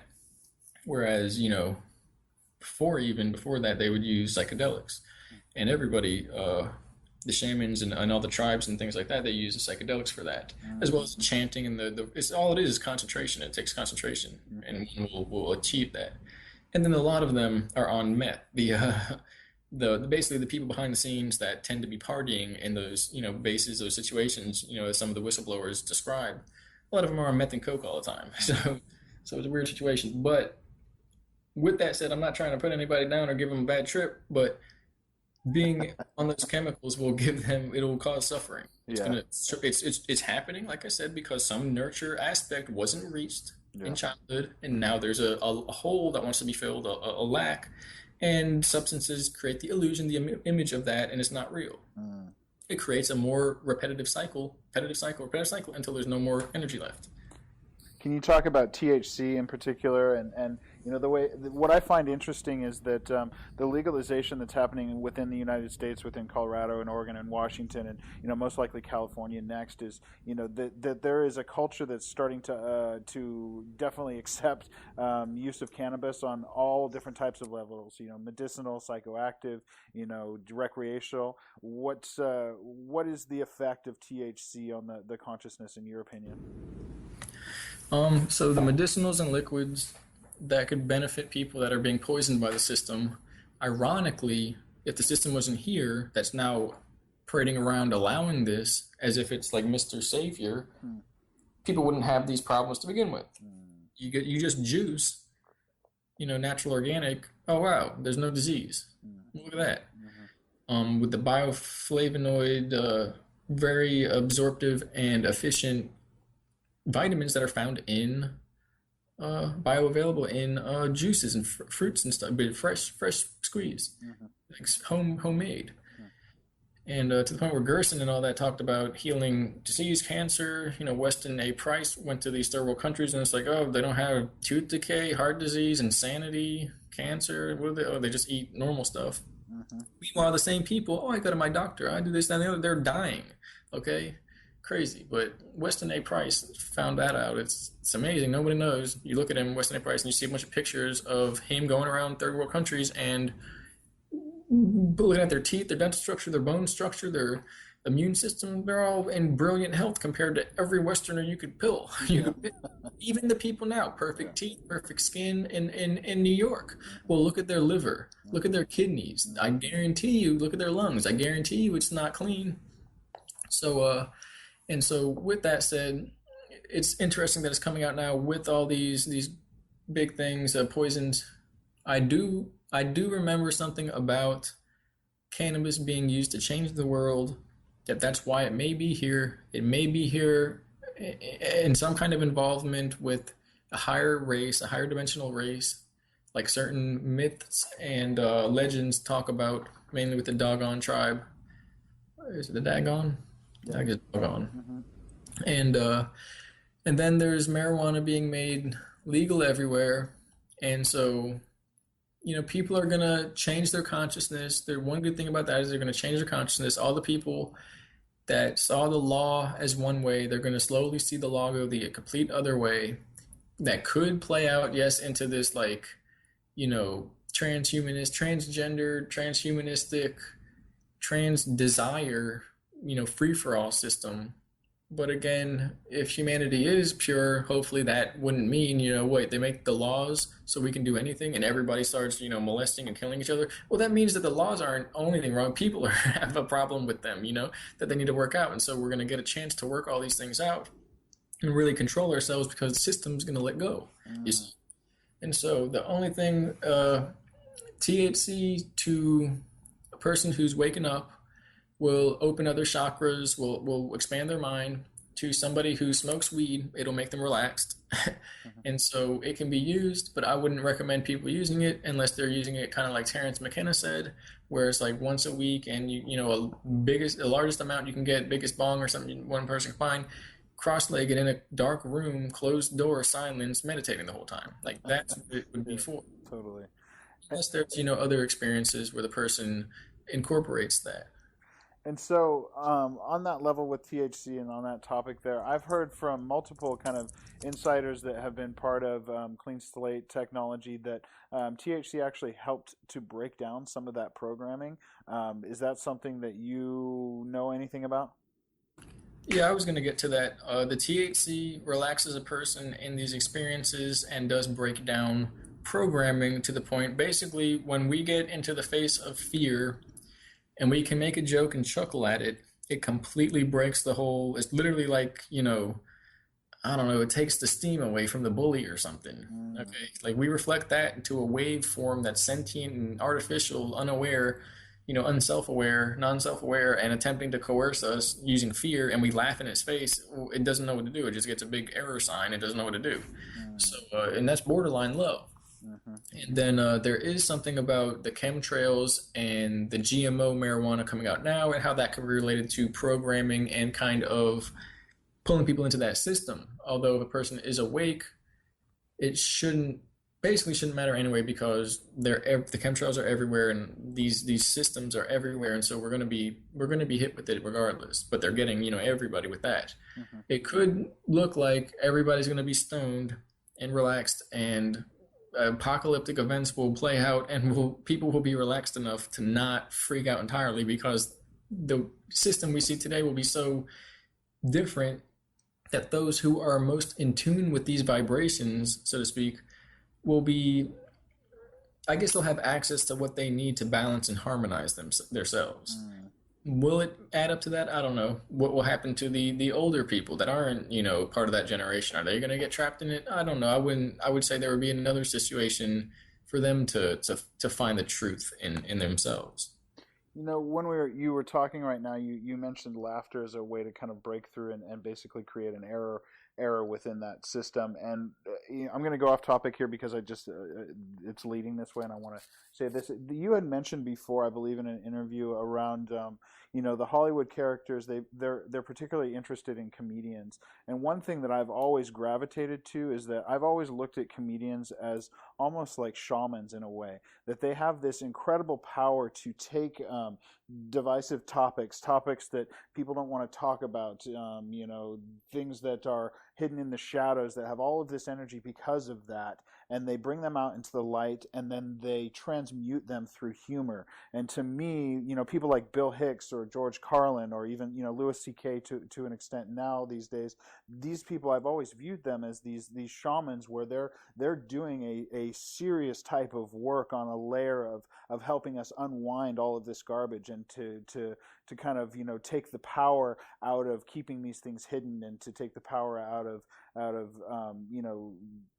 just different types of social contexts that lock you into not talking about certain topics. And so does that tie into the reason why they want these type of characters, is because of that power? Does that align at all with any of your thinking?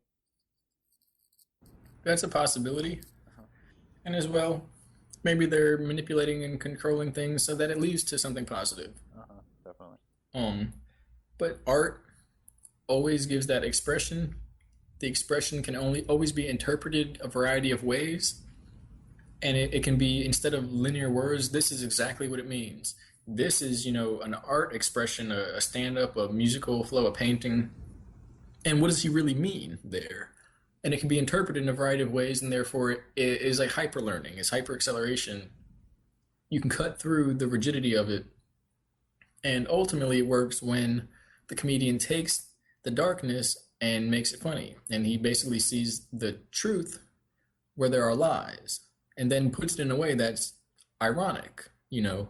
And what really is ironic and humor in that is when things kind of line up in a way that makes sense but don't make sense at the same time. Like, we don't really know what's going on.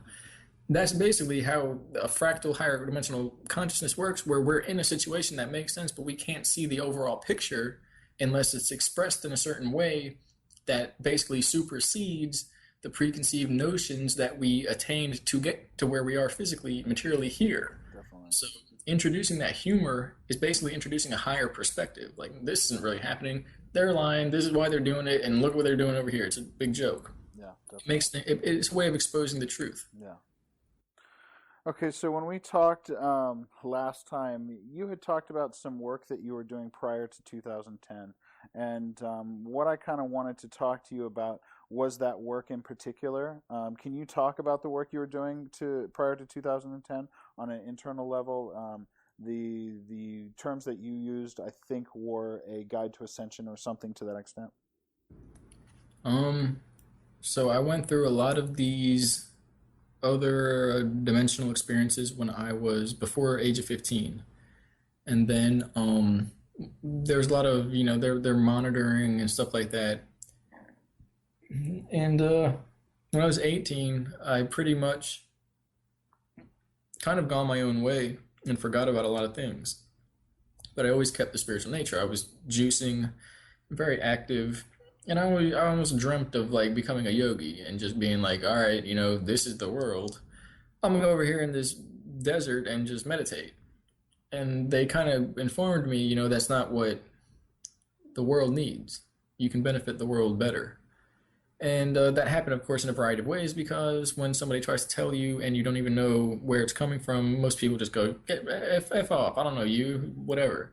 You don't know me, when they know more than we can imagine. And so that led to a lot of situations where I was basically handled, which became like a nightmare situation. But as well, that gave me the fuel to push through from that darkest place, to push through what later was presented as the veils placed over reality. And these are like dimensional occlusion systems that kind of basically trapped our consciousness for millions of years. And when we combine the bodies, we gain millions of years of experience in one. And we have to be prepared for that because it's everything we see. And so, I was getting handled from about 18 to 20 years old. Well, 23. And at 20, I reached my awakening. And I must have remembered all the trauma because that's all I talked about and said, and I talked to no one. I would just like put posts out on that, or I would tell people that are in like positions of power, like, this is going on, you need to effing pay attention to that. And I had forgot about all the travel experiences, the high technology, I thought it was just, like a mafia group. which a lot of times you can describe it as that, but it's much more. And if there's a good aspect, aside from that out of control kind of looking group, well, then they can't definitely be looked at like a mafia. They're just there. Yeah. Um, in 2010, I reached the awakening. I was 20, and yeah, I saw all of this. They broke down the views. We went to examine various future possibilities, and they learned from us handling it, and was given a decision to try to help people by telling the world. And so here I am. I would assume I'm helping by telling the world, because I forever, get this, I thought 14, 13, 12 years old, I thought everybody did this. They just didn't know how to talk about it, because I would ask people, well, do you have dreams, or what do you think about the soul and death and light and time and space and the limits and simulation beyond?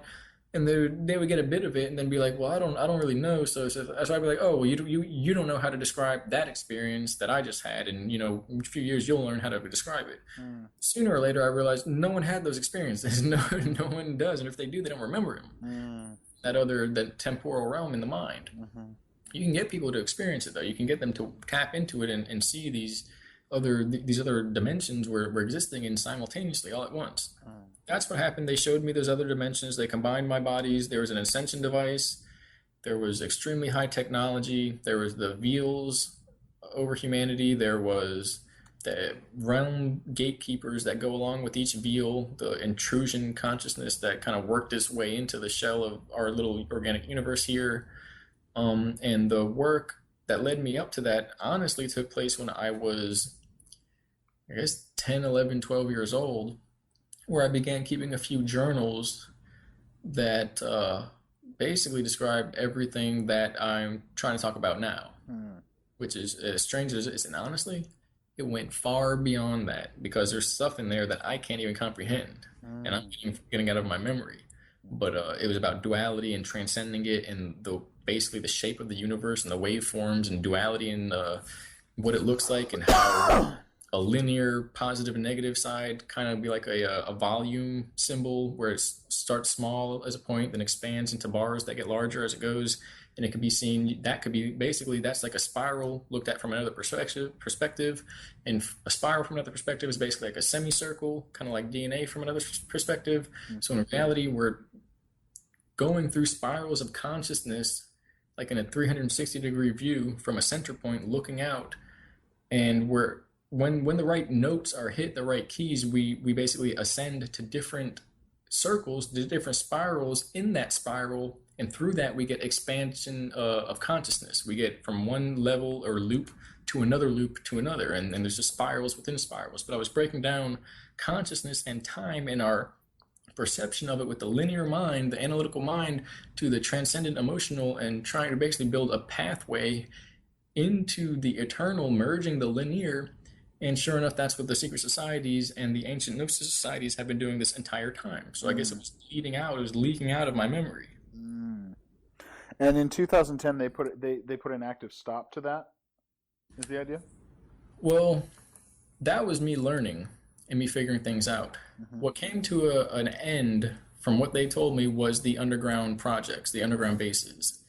They said the research projects were ended then, and that some people that are experiencing it now are actually basically being brought through time, and it's happening in the past. It doesn't really make sense, but it's kind of how it is. Interesting.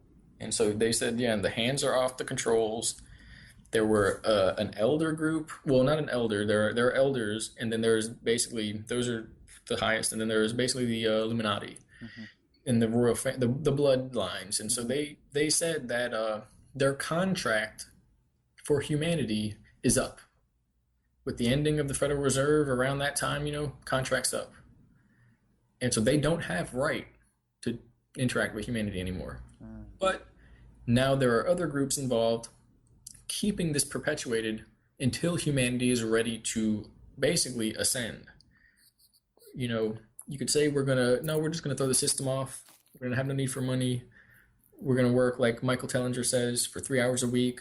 And with 5,000 people, you can make the same amount in 1 year that we would make in 31 years in a capitalist economy like we are now, working 40 hours a week. And well, at that point, okay, we have everything we want. Well, I guarantee you, once we do that, our spirits are going to begin to ascend. Our minds are going to expand in ways we can't imagine. Mm. We're going to know things, and so that's basically what we're apparently in the works for now. And the people that are in control are managing that aspect of it. And the true gang stalkers in the Illuminati is no longer performing that role. That their hands are off, but the generators are running because they will feed until we stop feeding them. So again, it's like this big spiral of a paradox of learning and what has to happen with what we can't do until that happens yet, and us making it happen and making it so by not forcing it, but by not pushing stuff around, but by pulling out the self-awareness from within us. Mm. And that they describe that that's the part of the the project, but the process we're in, that we're in the waking up process now. So people like just to kind of go back on the underground base stuff here, people like Donald Marshall, that are actively talking about this stuff, past 2010. The idea that that this is time travel, that somewhere previous to 2010 they're jumping forward in time and grabbing celebrities, grabbing people, and bringing them into these bases to to kind of do the same shit that they do to kids and all of that. Kind of. A lot of people that are there might not be many people experiencing it now. Mm-hmm. I even met some people that I thought died as a child, young, and they're apparently not dead and okay. So Wow. I don't know, Interesting. but like it's just a process they're putting everyone through, Mm. and it's a lot to handle. Yeah. And but apparently the celebrities that are involved are basically not who we think they are. I have recollections of basically part of the program with the travel, the temporal manipulation, temporal relocation, or translocation. It involved a lot of people. A lot of these people became familiar faces. They are a lot of celebrities we know today in the world that were basically initiated into this from another timeline, and now they're here basically experiencing life with humanity. Mm. It could be because those that give negative vibrations are from the negative timeline, and they're trying to bring that Mm. reality about. And then the Interesting. others that are coming through as star children or crystal children or empaths or whatever you want to call it Mm-hmm. are from a organic ascension timeline, and they're coming through like waves of reality undulating backwards through time in higher dimension, Mm. because time could flow both forwards and backwards depending on your perspective, your phase shift. Mm-hmm. And uh and the same thing is happening, but a lot of them I recognize from another society, from another timeline. Mm. Interesting. And you think that they're trying to come over here with the intentions to escape that timeline or the intentions to change this timeline? i think it became I think it became both. Mm. That instead of, oh, escape that, or, oh, change this one to make it equal that, it's now, F that. We're going to make an entirely new timeline the universe has never seen before, and it's going to be harmonized with the universe. Mm-hmm. Interesting. And there was talk of other beings, and then there were other beings present, but I didn't get enough. That doesn't make sense because I didn't, how would you tell if it's a simulator or if it's a real being? Mm-hmm. And if you just went through a simulator training that basically was like, any experience could be, created through that. And then these beings come out and it's like, oh, these are, whatever. How do you know if it's not a trick? But there were other beings and they have their own existence and their own everything. And the Illuminati did say that they were in contract with the Watcher, with those beings, not the Watchers, but the ones who are actually in charge. I did speak to some of these beings, and these are the reptilian people are actually the most. They're the safest ones out of all of the these demigod gatekeeper things, beings that are standing in our way. Because they're organic. We can learn from it by Mm-hmm. not, taking part in a fight or flight emotional lower brain eat, sleep, sex response, you know, Mm-hmm. so we can learn from that. We also learn from the other things, but then we learn in a more refined area. Well, now not just, oh, these lower vibrations, that's not me, this is me, down to, oh, this entire simulated reality is unreal because of these inherent missing qualities of space and time and the elements of construction or of existence of nature, and this is the way out, you know. Each level teaches us more and more about reality until we can, it's like we see eternity. Mm-hmm. Maybe we become eternal. Mm. But those beings, at least the one I mentioned, or the one I was, yeah, mentioned in the one I was with, they claimed, just like the Illuminati, that the hands are off. It's up to people to decide now. No one's oppressing anyone at this point. Mm-hmm. All right, so I'm gonna kind of jump to a section of questions here that I had set aside that a friend that I work with to had asked me to ask you here. Um, a very clear message was given to me that quote unquote the will of any ET based organization had no jurisdiction on Earth. Um, that ayahuasca in particular was part of a collective spiritual consciousness that was here to guide the Earth, and that any ET interference was only in power because of, on some level, the Earth-based human collective at some point had allowed or consented to their interference. Does any of that ring true for you? That was all discussed, yes. That was the quarantine I mentioned earlier. Mm. That no more games, basically, Mm-hmm. which is kind of embarrassing because now you see it's people. Yeah, totally. um, and but that's it. Yeah. People come down, we hold court. Well, they did all this stuff to us. Well, when they let you go, you just did the same thing to yourself, and to the point where you're here. So it's really up to us now to break that illusion of false power that we have to give our power away. You know, to give the power away, we have to first have the power to give. So, Mm-hmm. you know, that means we have the power in the first place. Mm-hmm. And you know, beings can't do stuff without the power that we give them, meaning they don't actually have power over us. Definitely. Um, but yeah, and the beings that are here, like, and then a ayahuasca being a you know, like a natural consciousness, almost an elemental consciousness, but not quite, more advanced than that. Not, you know, it's actually a being, probably in higher dimensional space. Mm-hmm. That for things like that to still exist, to be here, they're ingrained in our natural consciousness and the consciousness of the planet. We now have the tools that the planet left for us, and we have a clear path without any interference other than that which is already pre-programmed inside of our minds. Mm. So again, it makes, well, it's just one stage reality to the next, but each time it's going to get more and more close, more and more tighter to focusing on the self, on realizing the self and the true awareness within, and it'll play out in these little reality games. Mm-hmm. So consent and agreement appear to be a powerful loophole for the interference of one's will upon another.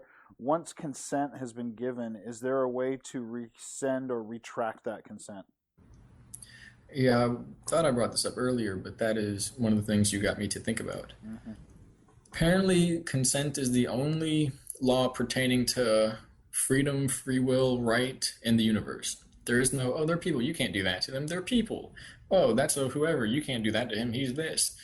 That none of that actually exists. It's only, did he allow you to? Or she, you know, did they consent? Did they, in their free will and their ability to create, to emit, and to communicate through their actions and their thought emissions and their biology and everything, did they send you the message that they allow that? Or did they say, no, I won't take part in that. That's not part of my reality. Those frequencies, the spectrum, those actions, those beliefs, that's not part of my reality. So when people, what it comes down to is we have to state our lack of consent, that we don't agree with the system, that we don't agree with the deception, that the deception system, all of that. We don't agree with the material system that's been used against the people, and that we serve our power, and that we have to actually, then the other part of that, we have to live by it. That if we say, I do not consent to being bombed and sent to war or poisoned and have stuff sprayed on me and used as food sources, and then they go out and bomb their crops with destructive, they're harmful GMO crops with destructive DNA damaging glycophosphates, and then they go beat their wife or something like that and poorly slaughter their animal. And again, I don't think eating animals at any rate will be considered a higher dimensional aspect. At that point, they're basically saying, I don't want you to do all these things, but since I do it, I really have no right to say yes or no. That's what that means in higher dimensional sense and to other beings in the universe. So we have to state our lack of consent and then realize what we're doing and what actions, what our beliefs, what messages they're sending in relation to that consent and what we want done to us. And we have to see that it's a reflection. What we do to others and what we put out in the universe is allowed to be given back to us. So it's amazing that we can then refine ourselves, and what will beam back to us is literally that refinement, that increasing self-awareness and freedom. And consent does seem to be a big deal. They say that the only way it all happened is that at one point or another they got somebody's consent. Yes, once you get to a certain point where it's happened enough and now you go, oh, this is happening. I'm not a victim. I consented to this, but I don't want this anymore. That's consent. And you can say, I do not consent to this anymore. Now I know what is going on. I did not know before. And that's part of what we probably would have to say, is that we didn't know what you were doing before. You deceived us. We do not consent to that deceptive the situation, the systems you presented before. We retain our power, and where we go from there as far as what we do consent to is up to us. But we have to state that and then live by it. That is apparently a freeing process. The strange thing is it might be like pulling teeth to get people to do that. It literally might be. We might see these dramas play out just telling people to take responsibility for living a good, happy life. Definitely. In harmony. Happiness is harmony. Goodness is harmony. That's all it means. And so I'm going to feed it back to you here again, just based off of just the question and then also the response and my own intuition.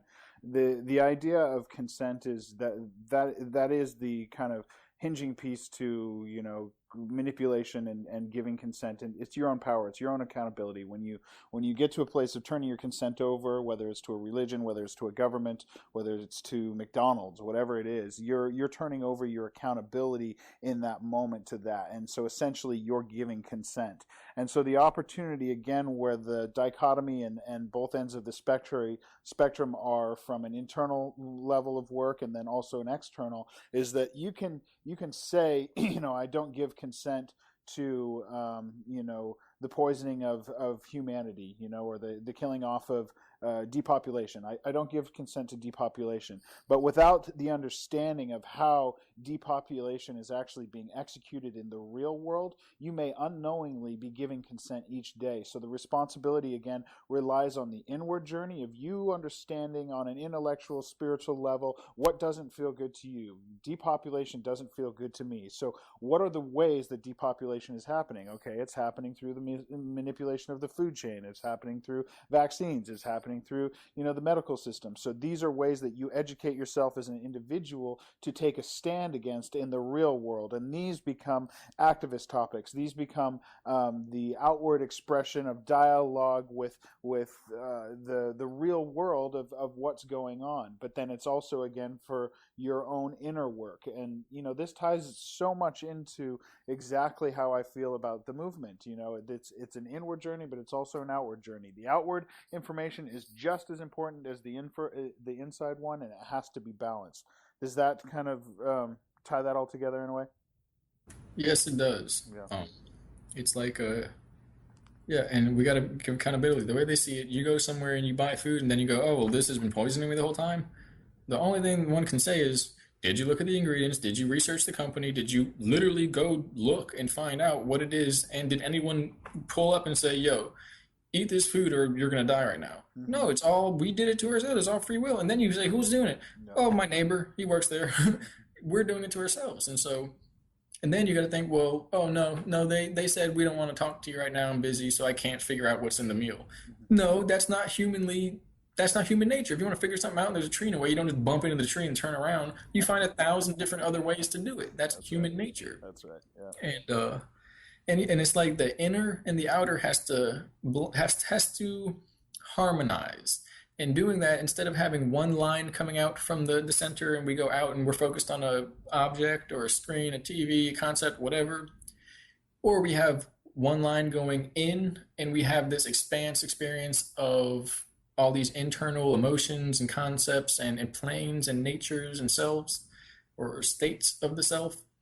When we combine the two, it's as if we get two orbs connected by a line segment expanding into one that becomes one big orb that expands around us to create our reality. That is what's happening anyway. When we are aware of it, then we can actively utilize this basically like a form of scalar grid. That's just the mind. And it's pretty much the process of bringing the source of the soul of that knowledge here to this realm, looking within and connecting and always making it a balance and harmonizing it. That is like creating a flow, and where we bring it here, then it comes whether we're going to transmute everything here or whether we're going to return directly to source or whether we're going to transmute everything here as we return to source. Either way, it's a harmony with the inner and the outer. So I think we're coming up on almost 3.5 hours here.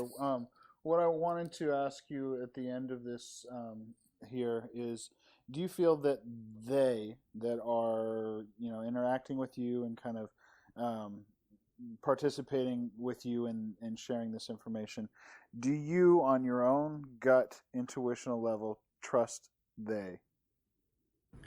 I put them through my own types of tests, but the whole point is it never got away from the situation, the reality that they're the ones testing me.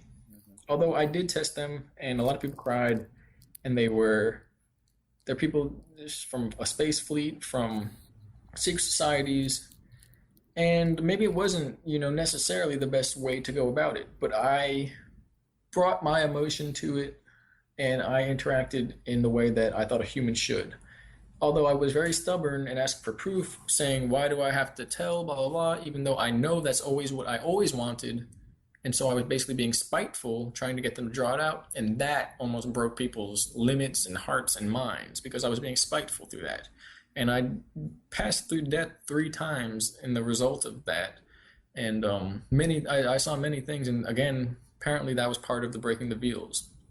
When we're not afraid of death, eventually it all comes to be known. And so short answer, no. Long answer, yes. It's hard to describe. It's hard to describe. I saw the worst things that could happen to humanity.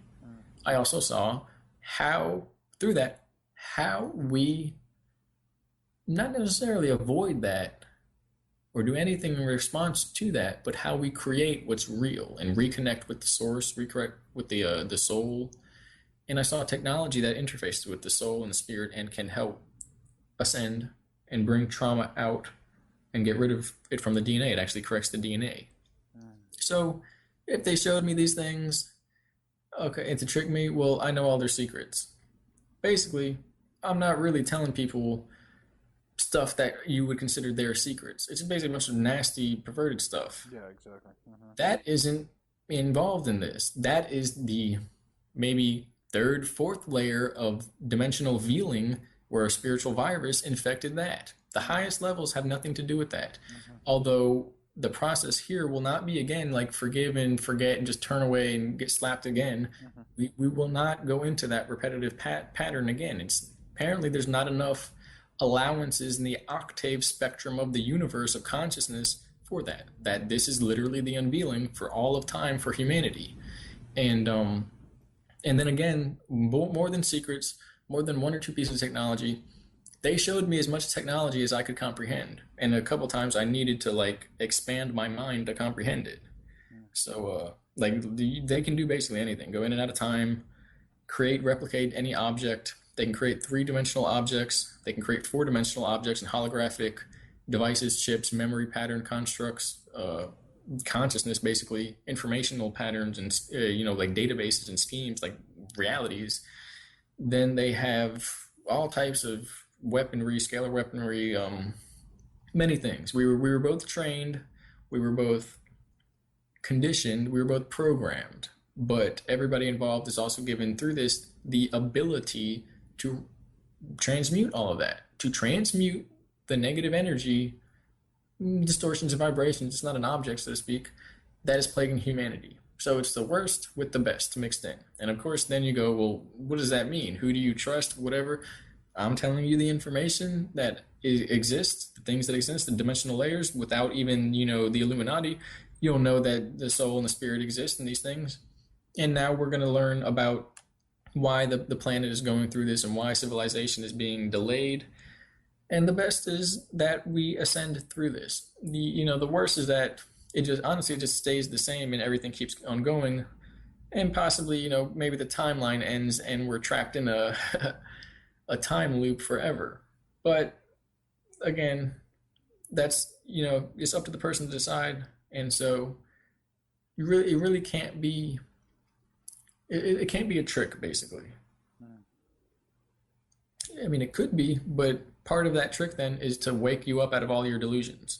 Not necessarily you, but, people in the world. So then, well, what is that then as a trick? It's a painful, eternal, life-giving trick? There are no words to really describe the situation. Do you are you comfortable going into that specific memory about what you were just talking about regarding that you made them all cry? Do you feel comfortable talking about the specific details of that memory and sharing that? I do. It's very complex. For instance, the technology they have, they can brief on conversations like this and tell me whether to talk about everybody crying or not 6 years ago before it happens. So yeah, I can. And it's not very complicated. I was being very spiteful to the point where they appear to be the people who are harming us the most, when in reality, we're basically being shown things that are automatically harmful because humanity in itself is in such a low state of consciousness and awareness that it's shocking. It shocks the skin off of us. And so for years, and then I was managed, handled, and controlled. And then because of the specific outcomes, if a person goes into fight or flight, fear, or even fakes it like I was, then they get handled by the groups, the corporations, the segment of the secret control systems, because the Illuminati is beyond all of that, although it kind of is that, but it's beyond it. And then you see how nasty it can get, as far as like military control groups and, abductions and kidnappings and things like that. And so I blame them for that. Although if I go back and look, they didn't really have anything to do with that. They were just there to watch. And then the parts of them that did have to do with that, in the end, I was given the opportunity to state whether I wanted them to have that power over me or not. And I said no, and so then they no longer have that power. And I live by it. And if I don't, it basically comes back. And so, but basically, it's like, that's what I'm saying. Either they were putting on an A-grade performance, trying to convince me that this is for the salvation of humanity, the salvation of human souls, that we've been here for millions of years, and then, I'm putting a wormhole and I see all millions of years, and it takes like half an hour to come to terms with the situation. And, we're in a device the whole time that's set up by generators, and the streets are blocked off in my town by police closing off the roads in the, 400, 500, 600 yard vicinity. And then ion shields are put up by these plasma generating devices to the point where we disappear in that field. And then we're sucked through a wormhole and we're in another location on the planet. And there's hundreds of people that are popping past the ion shield now, walking out of nowhere. And there's teams of hundreds of people. There are people in craft that have been in the craft. For instance, it was stuff like, and I was going again, like, okay, well, how do I know you're telling the truth? Why don't I just fight you? I'm just going to beat you all up right now, and literally fighting everybody. And then, soldiers come out, all types. I fought all types. That was my thing. And then we're all bloodied up and stuff like that. And of course, there's just a little healing ray or an injection or whatever you need, and all the wounds heal instantly. And I'm going through it more than a human can go through it. So I'm using my hate in a way, my spite, to wear them down, having to handle me. And eventually they're literally like crying, like, stop doing this. Like, we're telling the truth. This is going to help, and it's not even like transhumanist or this, that. It's just the truth. Tell people the truth. We're not faking this stuff. Mm. About basically these errors, these mess ups. Oh, we Yeah. made it to eternity. Whoops! Some of our tech evolved as well, and now it's going to try and keep everybody in material reality Mm. and build false realities around them, and that became the soul trap. And so they're exposing these things to me. Either they're setting up so that people believe that we're souls and we're really spirits beyond that, and we incarnate, and maybe once, but what happens is that we get our memory flashed and this, that, and the other, or either that or they showed me and they took me on a craft to view the process on the moon where Nazis writing out in a device that's not operated by normal stuff, Mm-hmm. souls as they come into the moon, and it's a big facility, and then there's a place, another dimension or something, where there's another race and there's other humanoid races and there are beings from the future, apparently Lyrians or something, and they're related to the or one of them is related to the dolphin consciousness, and they're literally like spiritually awakened humans. Their craft basically float is like a solid ship, like a metal Twinkie, and it looks like it does the worm across space-time to you, like a dolphin flipping and spinning in the air, like a flipper or Mm-hmm. something. Mm-hmm. It's a big metal ship that's swimming on gravitation waves and is rippling in space-time like a sheet flapping in the wind, and that's Wow. how it flies. And so I'm seeing all these things, reptilian races, then through the Beatles, where it's like, yeah, this is the worst. We're tricking you. This is the worst that could happen. Now Mm-hmm. fight your way out of it. And so now I know how to get out of certain situations. So Mm-hmm. that's kind of going on what you asked me before. But I wore them down by pretending, and I wasn't pretending, but I didn't have the confidence to believe that they would do all of this for me, for somebody like me, some guy. Mm. And I'm telling you, the end of it, and here's the thing, it lasted, and then at the end of it, we go home, and it's only about 5 minutes, we were gone. But we were gone for about 3 days. Mm. And then on the times where we went through wormholes, it lasted many years. Mm-hmm. So very, very strange, very powerful. And again, all the control systems, you type in the Illuminati and you get all these commissions and institutions and establishments and think tanks and corporations and control systems. Okay, they were all there. They all were there. Mm. And so again, well, how do you time didn't fit into that time? We're in an accelerated a field, a gravitation field, if you will, and we experience many, many, many days in these I don't know if they're simulators or if it's another dimension or if it's a place on the earth where they have these generators set up and it's like you go in and it's time lasts, whatever you want it to be. I do know there's a base, apparently. It might be somebody just talked about the Getchi Mountain, I think, and that if you, anyone that goes down there lives there basically because you have to age regress as you come out. You come back old, like down for 20 minutes and come back, and it'll be in the future or you'll be old. I can't actually remember. I think you age faster, and so it's pretty crazy. But apparently there's either generators or that's a natural. And so all these things happened, and I saw how these things work. I saw the people that pull the strings. I saw them. I saw how they interact. I saw the people that went off in UFOs and were just having parties and like these crazy, crazy parties in the sky, and they've been doing it for like a million years, and they're kind of losing their minds from it. So I saw these things, and it looks like they want me to tell because they kind of can't really do it on their own. And there are some of them that they're connected to that are so far gone from these devices and the power that it is up to us to really come together as a species, as a human race.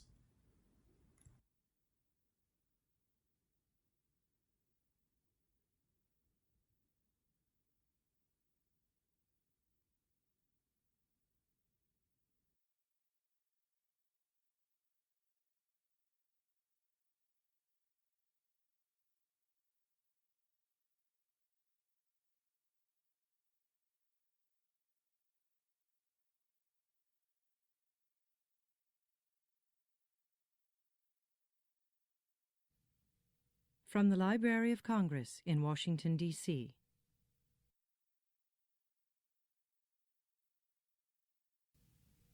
From the Library of Congress in Washington, D.C.